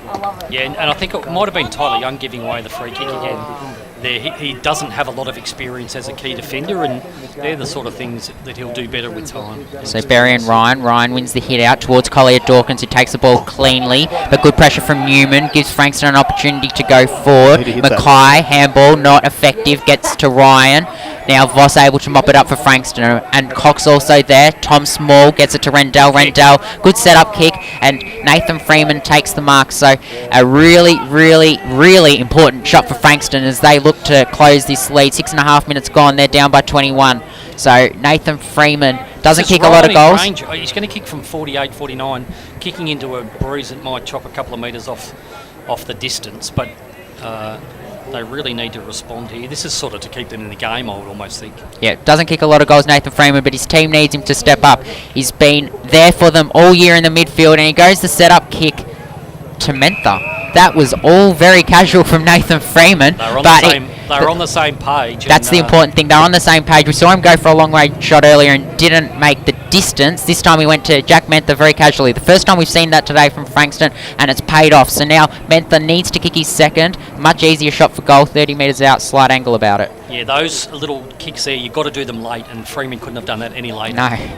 So Jack Mentha goes back and converts a necessary shot for Frankston. Frankston back within 15 points. 7.5 minutes gone on the Ray White scoreboard. Jack Mentha with his second. You're listening to RPPFM, your Peninsula Footy. You have TV antenna or reception issues? Need to wall mount your TV or want extra TV or data points? Then call TV Magic, Frankston and the Peninsula. Call Clint for a free quote on 0484 395 555. TV Magic, we make all your TV problems disappear. A station sponsor. Welcome back to Skybus. Goal number 2 for Jack Mentha. Plenty going out there, plenty going on out there out on the ground, plenty going on in the box here, Jonty, and excitement building. Excitement building indeed. A lot of credit has to go to Nathan Freeman for that goal. It was so casual, it almost looked like a Nick Kyrgios tweener. That's the sort of casualness and lackadaisical nature of that kick, but it found its target and did its job. Really good kick from Nathan Freeman. Now we're back in the centre. Richmond should have got the clean centre clearance. Naish unable to get it though, and he will win a free kick, much to the annoyance of the Frankston bench and faithful. He always kicks long here, Naish. So Naish does do that towards Ralph Smith, but it's a 3-on-1. Ralph Smith able to halve it. He's been tackled, but no prior opportunity. It'll be a ball up. Really got to do something about their centre bounce work here, Frankston. Put themselves under pressure by conceding an easy clearance. So we see Matthew Bartlett alone at the top of 50. At the moment it's in Riley Collier Dawkins' hands though, and it'll go out of bounds for a throw-in. Well, that last Nathan Freeman goal was because Frankston were able to halve it at the centre bounce. They didn't let Collier Dawkins free. They were able to make it a contest, and eventually they scrapped their way to a goal. I think they're trying to get too perfect with their clearances, Frankston, trying to get them on the fly, so they leave themselves exposed. So in the ruck contest, it's Liam Hiscock that contests the ruck. Richmond get it towards their goal. Will Arthurson in and around the ball. It will be a ball up about 15 metres out from Richmond's goal, so Frankston really need to defend staunchly here. Yeah, they had Liam Hiscock in the ruck there against Scanlon. Scanlon just gave the old wink to Cumberland, and he was unfortunate he didn't run straight into goal there. It was indeed. Now, is that Josh Newman kicks it out on the full. Uncharacteristic. We know he's had a great day in his 100th game, and with no crowd, the Richmond forwards are forced to jump the fence, so that's a consequence of the lack of crowd. You know, when you drop a chip at the beach, there were 5 Richmond players who absolutely sprinted to that. Yeah, and that included left-footed Cumberland. They should have got out of the way so he can take this, but he'll kick this. Does he? No. Am I barracking in this last quarter? I'm not sure, but I keep saying they're not that difficult. The pockets aren't deep here, so you just got to take your time. You can actually kick drop punt conversions from these pockets here, but that's a let-off for Frankston, only 16 points down 10 minutes into this last quarter. They do have to transfer the ball from one end to the other to... So that's a high up and under, and you can see the breeze holding it right up here. That Arthurson kick, it gets punched towards Ralph Smith, who lets it run out of play as Newman hunted him down. So that's probably a good result for Richmond there. Frankston might have to get a bit more creative with their kick-out stand. Just some stats, Newman up to 29, Freeman to 26. For Richmond, Naish 27, Nick Molissy Smith 25, and Martin 23. Newman Thanks free for at this that. stoppage for Frankston. So Young and Ryan in the ruck contest. Collier Dawkins gets it Oh, clever. and goes crumbing inside 50 towards the top of the square. Frankston trying to apply the pressure, but Richmond have got the numbers. Morris Rioli closed down by Rendell. Important tackle applied there. Cumberland there and thereabouts. So is Ralph Smith. He's been wrapped up by Arthurson though, and it should be a ball up. It will be. Hectic footy there. Umpire blindsided the second Richmond tackle. There was a throw in there, but no chance he could call it being blindsided there. But what this is doing is just keeping the ball in the forward 50 for Richmond. So Rendell and Scanlon in the ruck. Mackay gets a quick kick out of there, but it will come back, will it? And Mark not paid as the lights come on here at Skybus Stadium. And that's Stephen Morris at the bottom of the pack when he's not playing for Richmond VFL. He's a proud representative of the Red Hill Football Club. And we know he's got a rich history with the Richmond Football Club in the AFL and VFL programs. A big jump from Ryan, wins the hit out, but it goes to Tom Small. Brolick and Cracker and looks like Harry Lofton link up on the outside. So outer side wing. No one able to take the mark, but at ground level it was Collier Dawkins who kicks it forward. Morris Rioli direction. No one able to get it. Ralph Smith tried to jam it with his foot, wasn't able to. Brolick's got it now. No, he doesn't. It's in the pack, and no one's got clean disposal. Now Arthurson does. And Brolick kicks it to open space. Does Josh Begley win the foot race, or does Derek Egmalisi Smith? It'll be Derek Egmalisi Smith. He takes it cleanly. He kicks forward and inside 50. You can see the breeze help that on its way. Gives the ball some depth. Hiscock unable to take the mark. Handballs it. Now Small. Still in Richmond's forward 50. Brolick's got it in his hands. Dispossessed was Riley, and rightly paid holding the ball against. There's another example. I think Hiscock could have marked that footy, and I just don't think we've seen enough intercept marks from the Frankston defenders today.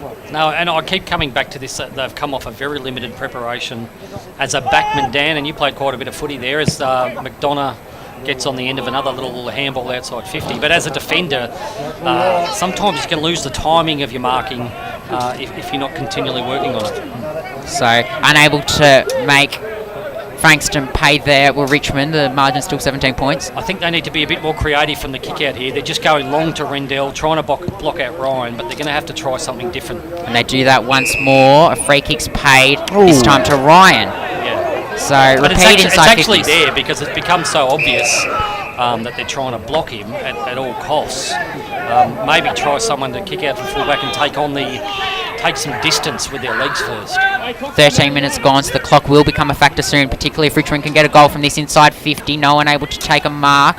So at the fall of the ball, there were Frankston defenders and Richmond forwards, and it'll be a stoppage. So the likelihood of Frankston scoring at this stage is really low. Yeah. They're defending all the time in their defensive 50. The only possessions they're getting are long bomb kicks. Yeah, so what do you think they need to do, Mick? Do you think they need to take a bit of a risk and hit up some short 45s, change the angles up? Go short to go long. So this time it's Riley that's got the ball. The bounce doesn't do Jackson Voss any favours. Will Martin's now got the ball inside. Paddy Nash fell over at the crucial time. Rendell's now got the ball. He's been tackled. No one's got clean possession at the moment. Kicking in danger surely against Patrick Nation it is. Josh Stern wanted to take the advantage. Brings it back. So they've got the chance to shift the ball here, but they've got to then go and hit the next target. Newman inside's the logical next option. That was the kick that needed to be hit. Ash Cracker wasn't hit. So now Richmond will get another inside 50 and Frankston will be forced to defend again.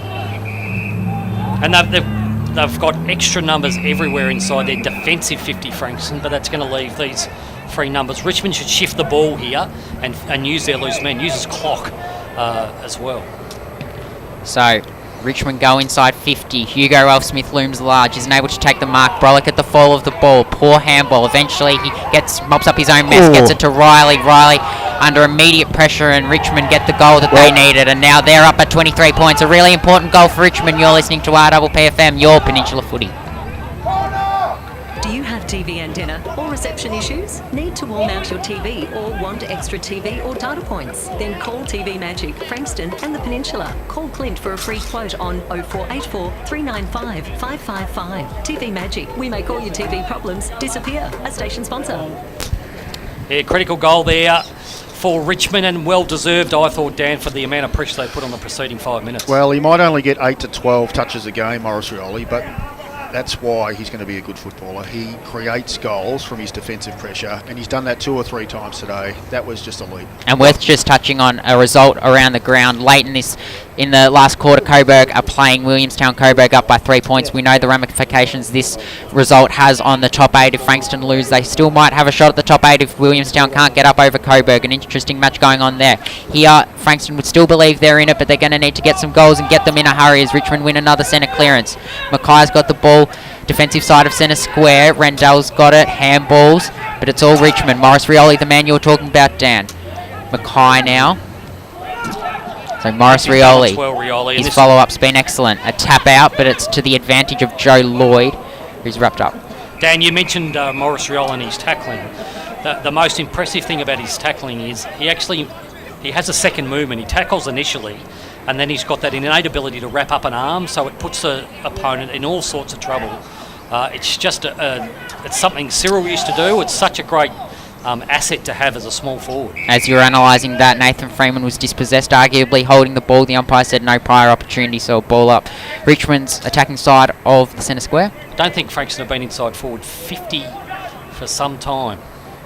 Yep, so Richmond will go inside once more, but Joe Lloyd will bring them out with a small kick intended for Anthony Brolick. Eventually gets to him on the bounce. Now Newman running through the centre. He's got space to run into. He kicks it long. It holds up in the wind.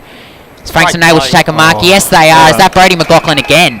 That's a terrific mark. I love seeing Steve Morris come off his opponent, and so there was an inevitable collision happening there. But what we love about this kid, Jonty, is he keeps his eye on the ball at all times, and that's an elite mark under immense pressure. Under immense pressure.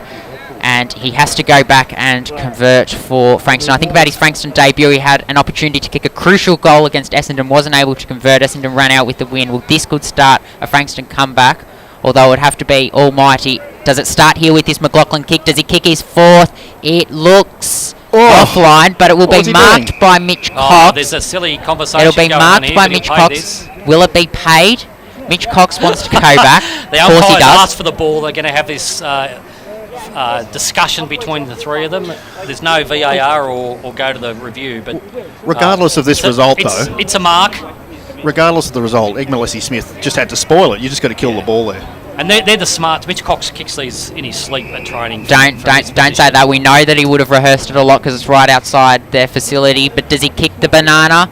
Yes, he does.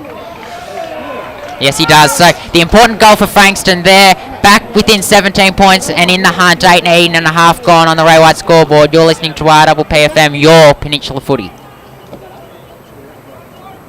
Do you have TV antenna or reception issues? Need to wall mount your TV or want extra TV or data points? Then call TV Magic, Frankston and the Peninsula. Call Clint for a free quote on 0484 395 555. TV Magic, we make all your TV problems disappear. A station sponsor.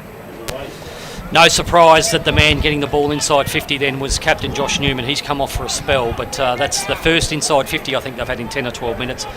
Mitch Cox, such a smart player. He reads the cues so well all over the ground, and he was quick to pick up on the rapid ball drop there. As we said, Richmond coach would be tearing his hair out. Important centre clearances. Yep. Cannot allow Richmond an inside 50 and an easy inside 50 like they've had throughout the day. So Frankston win it via Brolick. Brolick sends Frankston to the top of 50. Egmalisi Smith unable to get it on the half volley. Now, can Begley run onto it? He tries, he's unable to. Now it's Mentha.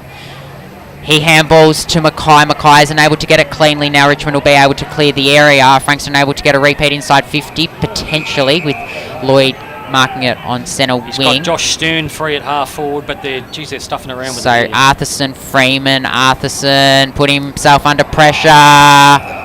Lucky, that's a boundary throw in, could have been holding the ball. Trying to be creative there, but they got themselves in all sorts of trouble.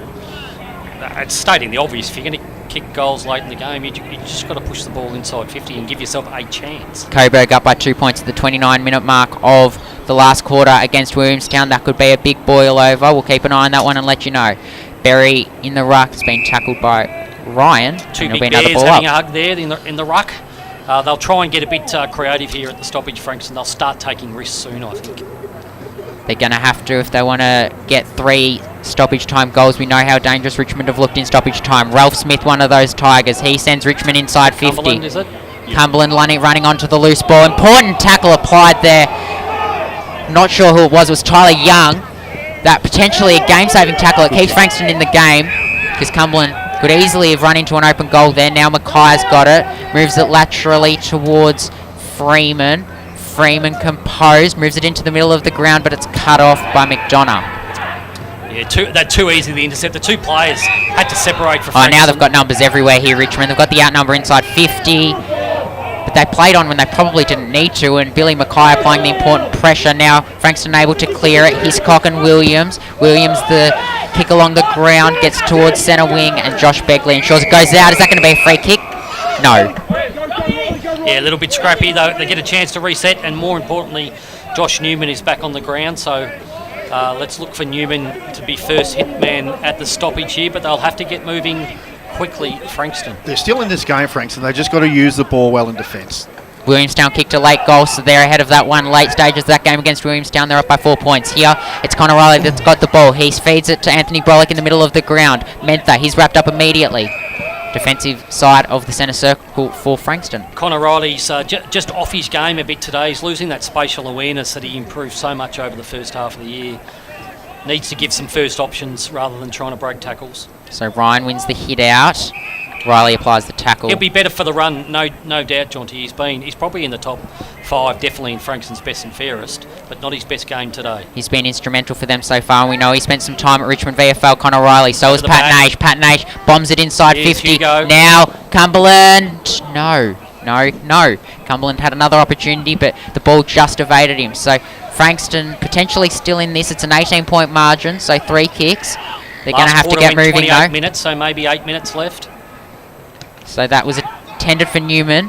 Mark not taken. Now Richmond will try to put the game to bed. Are they going to be able to? Arthurson holds them up.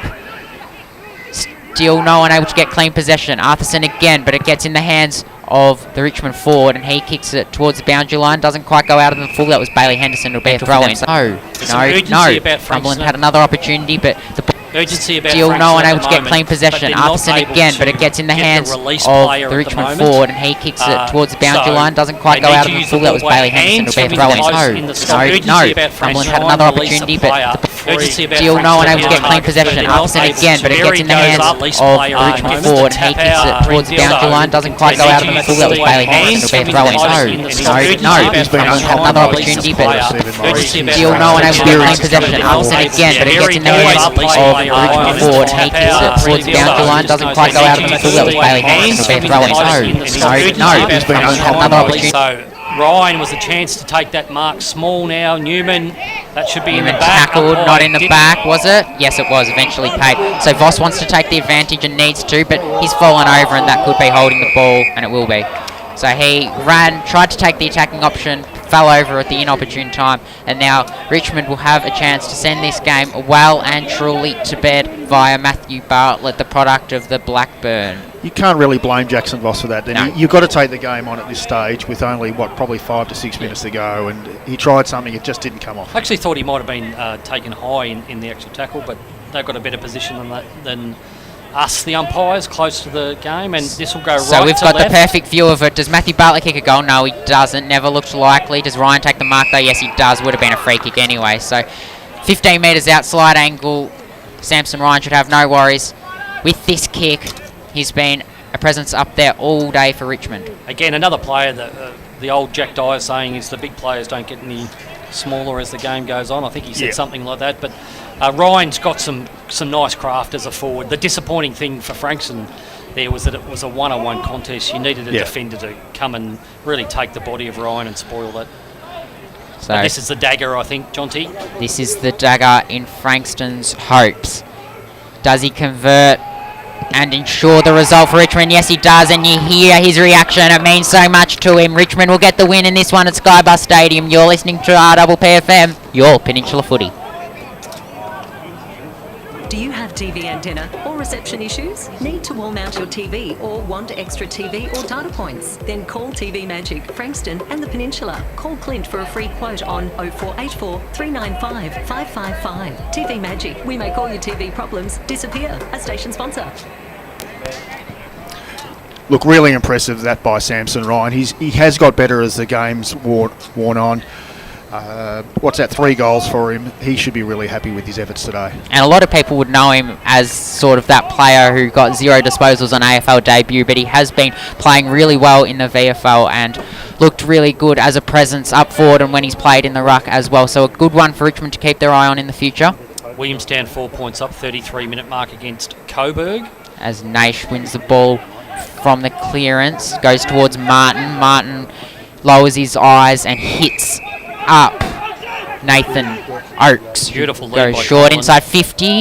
Important spoil from Tom Small, but Riley Collier-Dawkins runs himself around, gets back to Nathan Oakes. Now he'll go towards a space where there's 3 Richmond forwards, and one of them will take the mark. Scanlon looked at the umpire for a 50. And it is Scanlon. But what you see there is the class of Collier-Dawkins, the class of Martin coming to the fore late in this game, as you probably expect to some degree. Tom Small had an excellent intercept on the initial kick inside 50. Cumberland was going to take that lace out, but they stayed active.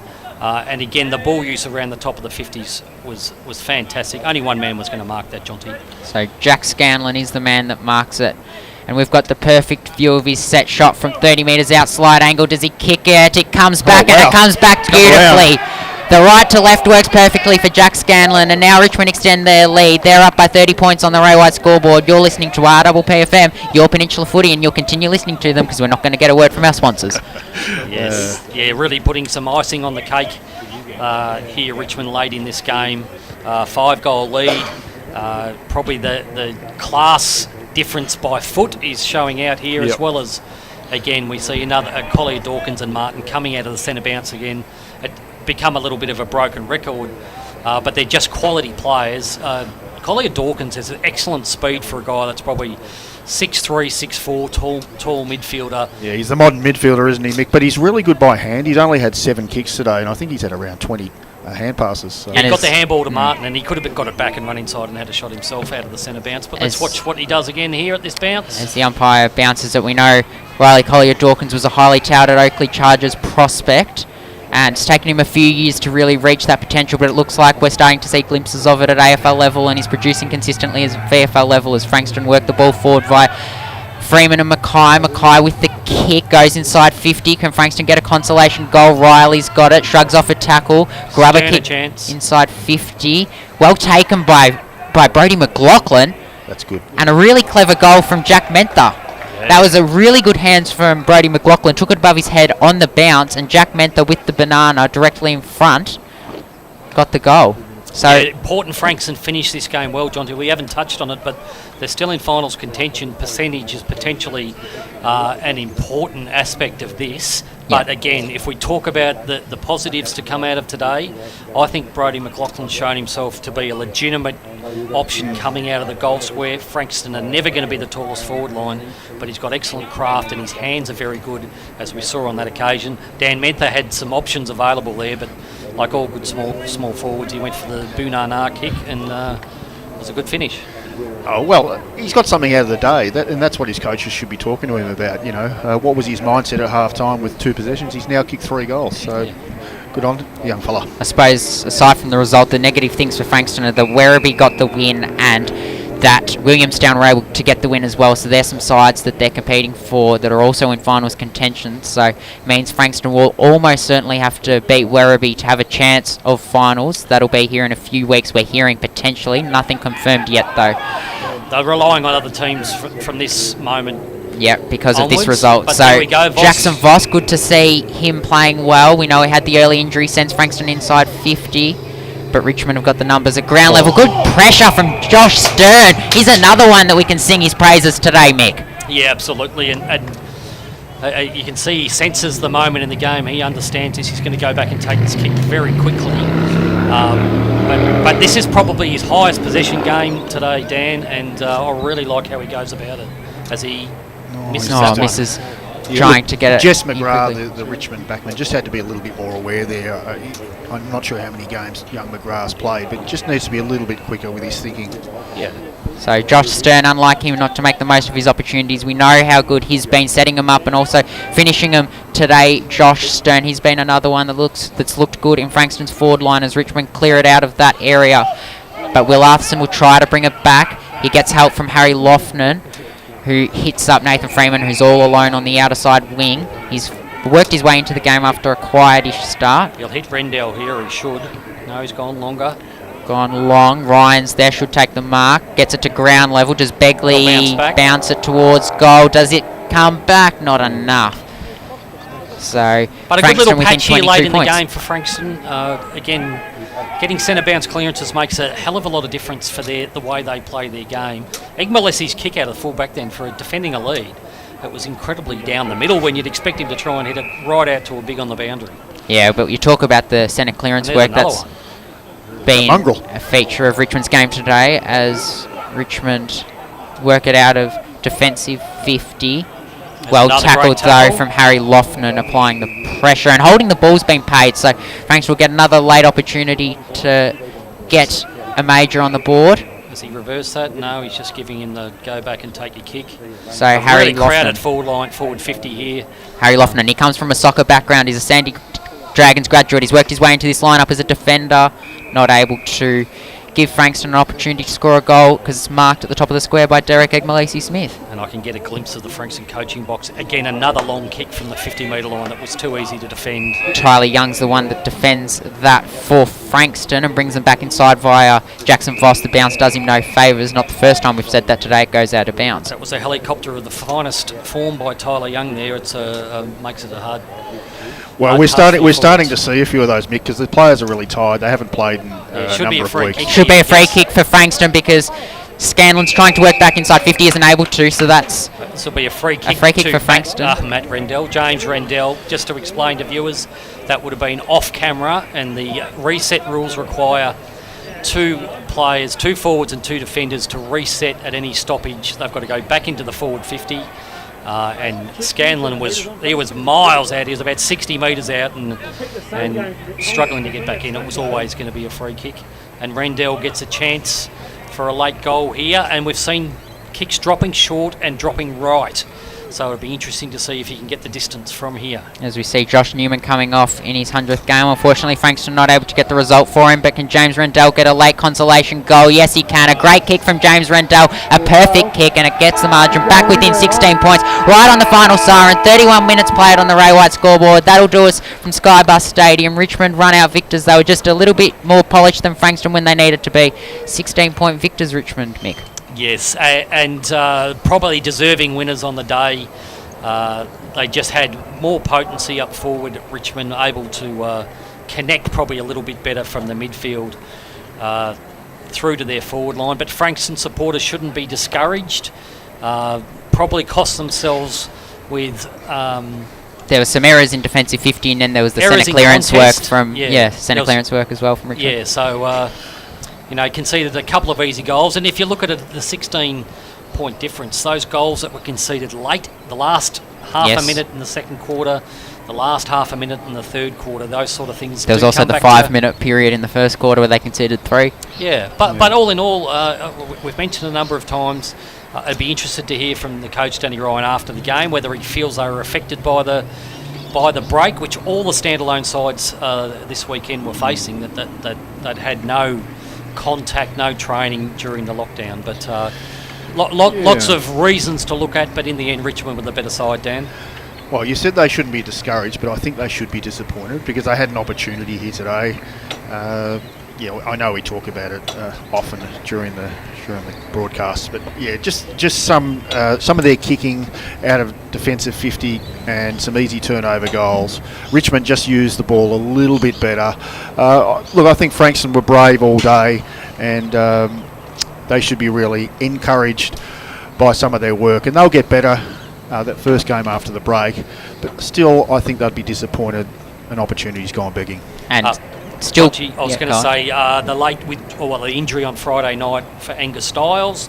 I know they had him earmarked for a tagging role on Paddy Nash. Now, whether he would have got the job done, but they probably hurt their plans a little bit in that space. I think some of the Frankston coaches, particularly in the midfield space, will look at some of their setups at centre bounce, at other stoppage. And probably look at ways they could have minimised some of those centre bounce breaks that Richmond got. It just puts it puts sides under so much pressure defensively when you're getting those direct clearances. And then the flip side of that is for your own team to score, you've got to chain the ball all the way down the ground. So we've mentioned ad nauseum how impressed we were with Martin and Collier Dawkins. They're things that would genuinely excite Richmond supporters, I think, going forward. I always like looking at the AFL side, and potentially Richmond have got a little bit of a reset. Well, they may still contend at the end of this year, but there's going to be opportunities for players going forward. So those sort of players will have put their names at the forefront of selectors for the final few games of the AFL season. So what would they be looking for if you're a Richmond fan? Let us in on what the Richmond coaches would be looking for, because if you come to today's game, you know that fellas such as Naish, Collier Dawkins are going to get their 25 to 30 touches, but you mentioned it before, they need to play above the VFL level and at an AFL level to get noticed, don't they? Yeah, so the things I look at for Collier Dawkins, we mentioned a number of times, is he's improved considerably in his ability to absorb contact from opposition. So we saw him get his hands on the ball at contest. That classic move where you raise your hands and try and get the handball away, but he's still able to get effective handballs away, and that's the thing that's going to help him make an impact at AFL level.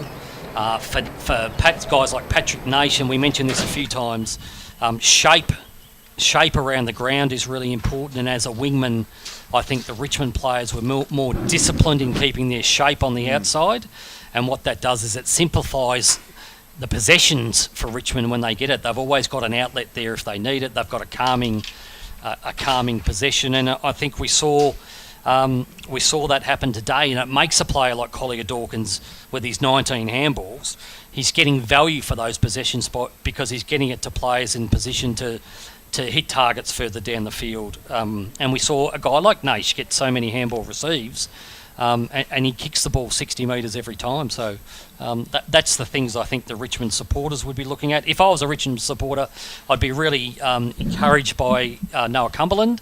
I think he's got some real tricks as a forward, and he's someone that and we mentioned Ralph Smith on a number of occasions, that he's got some real forward craft that you could see transferring very comfortably to the next level. Interesting to watch Hugo can I say Hugo, or yes. should I? Yeah, Hugo Ralph Smith. Call him Hugo Ralph Smith. Off the ball, he does work really hard. He looks like he's an elite runner, and it might only take a year or two for him to become a permanent member of that AFL side.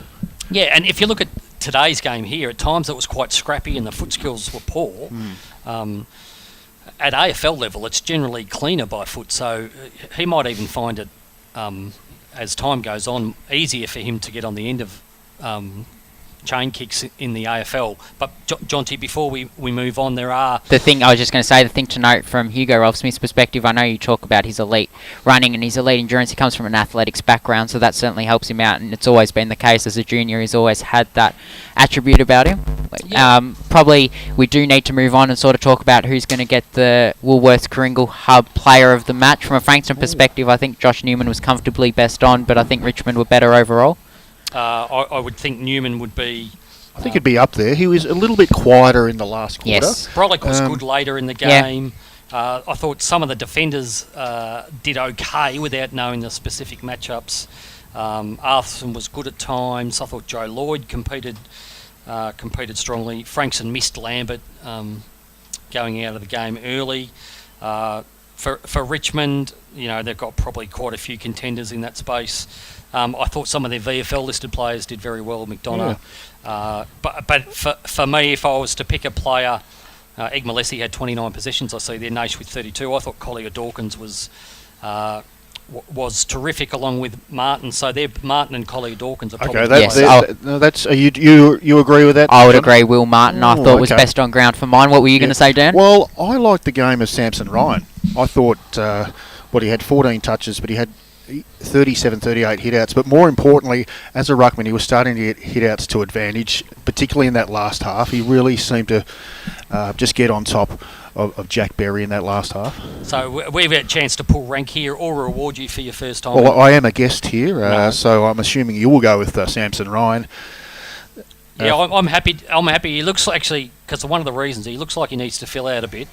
and I think $100 worth of Woolworth, a voucher, a $100 voucher would allow You can him buy a to lot get of donuts with it. maybe get some protein shakes and the like. So He's a West Australian boy, so he might struggle to find his way to Kringle, but we'll reward him with that reward as we wrap up our coverage here at Skybus Stadium. It's been a great match to watch, great to have VFL footy back, and great to be calling again with the RPPFM commentary crew. Mick? Shout out to Brendan Rhodes and Ollie Walker-Peel who couldn't join us today. Dan Van Winkle, thank you for joining us today here in the box. Sorry, Jonty, I cut you off. No, which that's is my fine. custom. Jonty, great effort from you today doing play-by-play on your own. So another great experience for you. And Impartially. I did it impartially. There's no conflicts of interest. Well, I think the viewers, with the fact that you mentioned Hugo a number of times, might dispute that. But 38 times you said Hugo, but well done to you, Jonty. It's actually great being back at the footy down here at Skybus and Frankston. Now sit back for the next couple of weeks and wait on other results to see what that game against Werribee means for a finals spot. It would certainly be an exciting conclusion to the home and away season for Frankston if they're playing off for a final spot, but we'll have to see what the other results do. Dan Van Winkle, thanks again for joining us. Well, thank you. And could I maybe just give a late shout-out to some of our ex-Frankston teammates? Well, I Michael. don't think we have any And other one in option other particular, than one in saying- particular is Brett Bowie, whose young fellow Jake played his first game for the Melbourne Football Yes. Club today, and by all accounts, he played a fairly good game. Yes. So well done to And as the you'll Bowie learn family. in the craft of commentary, when the producer's giving you the wind-up, Dan, you don't... Is that what it is? Yeah. Okay. But it's been a terrific experience today. Peter Susovich, thank you for the video coverage. We say thanks to Sal Hicks and salhicks.com for your videography needs. Thank you, everyone. Jonty, you can sign us out. Thanks, everyone.